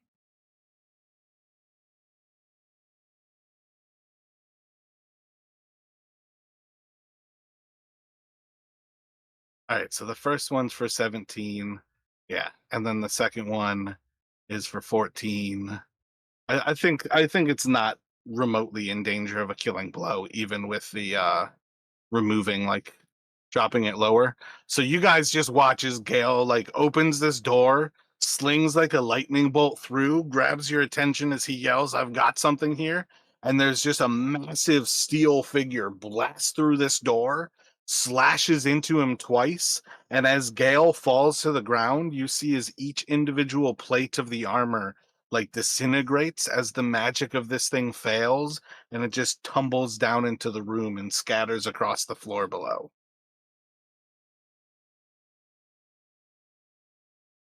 And that's where we're going to stop All right. I've as we obviously, reach the hour. You guys can heal him with a spell, but the idea is like that thing had one attack, and it was one of those things. Whoever opened that door got attacked by that thing. well, I'm glad it wasn't Dalton because in his weakened state, he could have easily been just cut in half. I was know that I didn't use shield. Yeah, You might that get was wild. I thought with the 2 it would be safe. Plus Yes. 13 to hit. Like, that's why I had to be sneaky and I had to be kind of mean about the first attack and let Dalton like modify it to like be like, all right, I'm gonna move on to the next one here. Oh yeah, and by the way, they're both hits. Well, I was actually planning on doing the other one instead. The reroll, like disadvantage. So you would have literally had to roll a 1 for it to even matter. Yep, yep. Yeah, that's wild. But yeah, theoretically, burn like one of the healing spells off of the healing staff. I feel like does it have healing word? Yeah, I'm just gonna use one of my slots actually, just in case we need like the big heal from it. Gotcha. Because I was gonna say, like, you guys do effectively need to put a healing word on him. I'd rather like end at that kind of like shocker of a moment, than try to like continue on. We're kind of close to the end of this thing, but it could easily drag on for another hour, I feel like. So it's kind of hard to say like this is a end, without just saying, hey, that's a great time to do it. Okay, so I did a second level cure wounds for a total of 13. Oh, you have to move over to him to cure wounds though. Healing word, you guys can get to him within a turn. Cure wounds is going to take you some time, and he's got to roll death saves. Oh, because it's touch. I got you. I got you. Do you got a healing word, Dalton? No, Dalton. I mean, Dalton's closer, so he could potentially. I don't know how long it would take it to reach him, but all he has is cure wounds. Okay, so it'd be second level healing word, and it would only be for a total of 10 then, instead of cure wounds.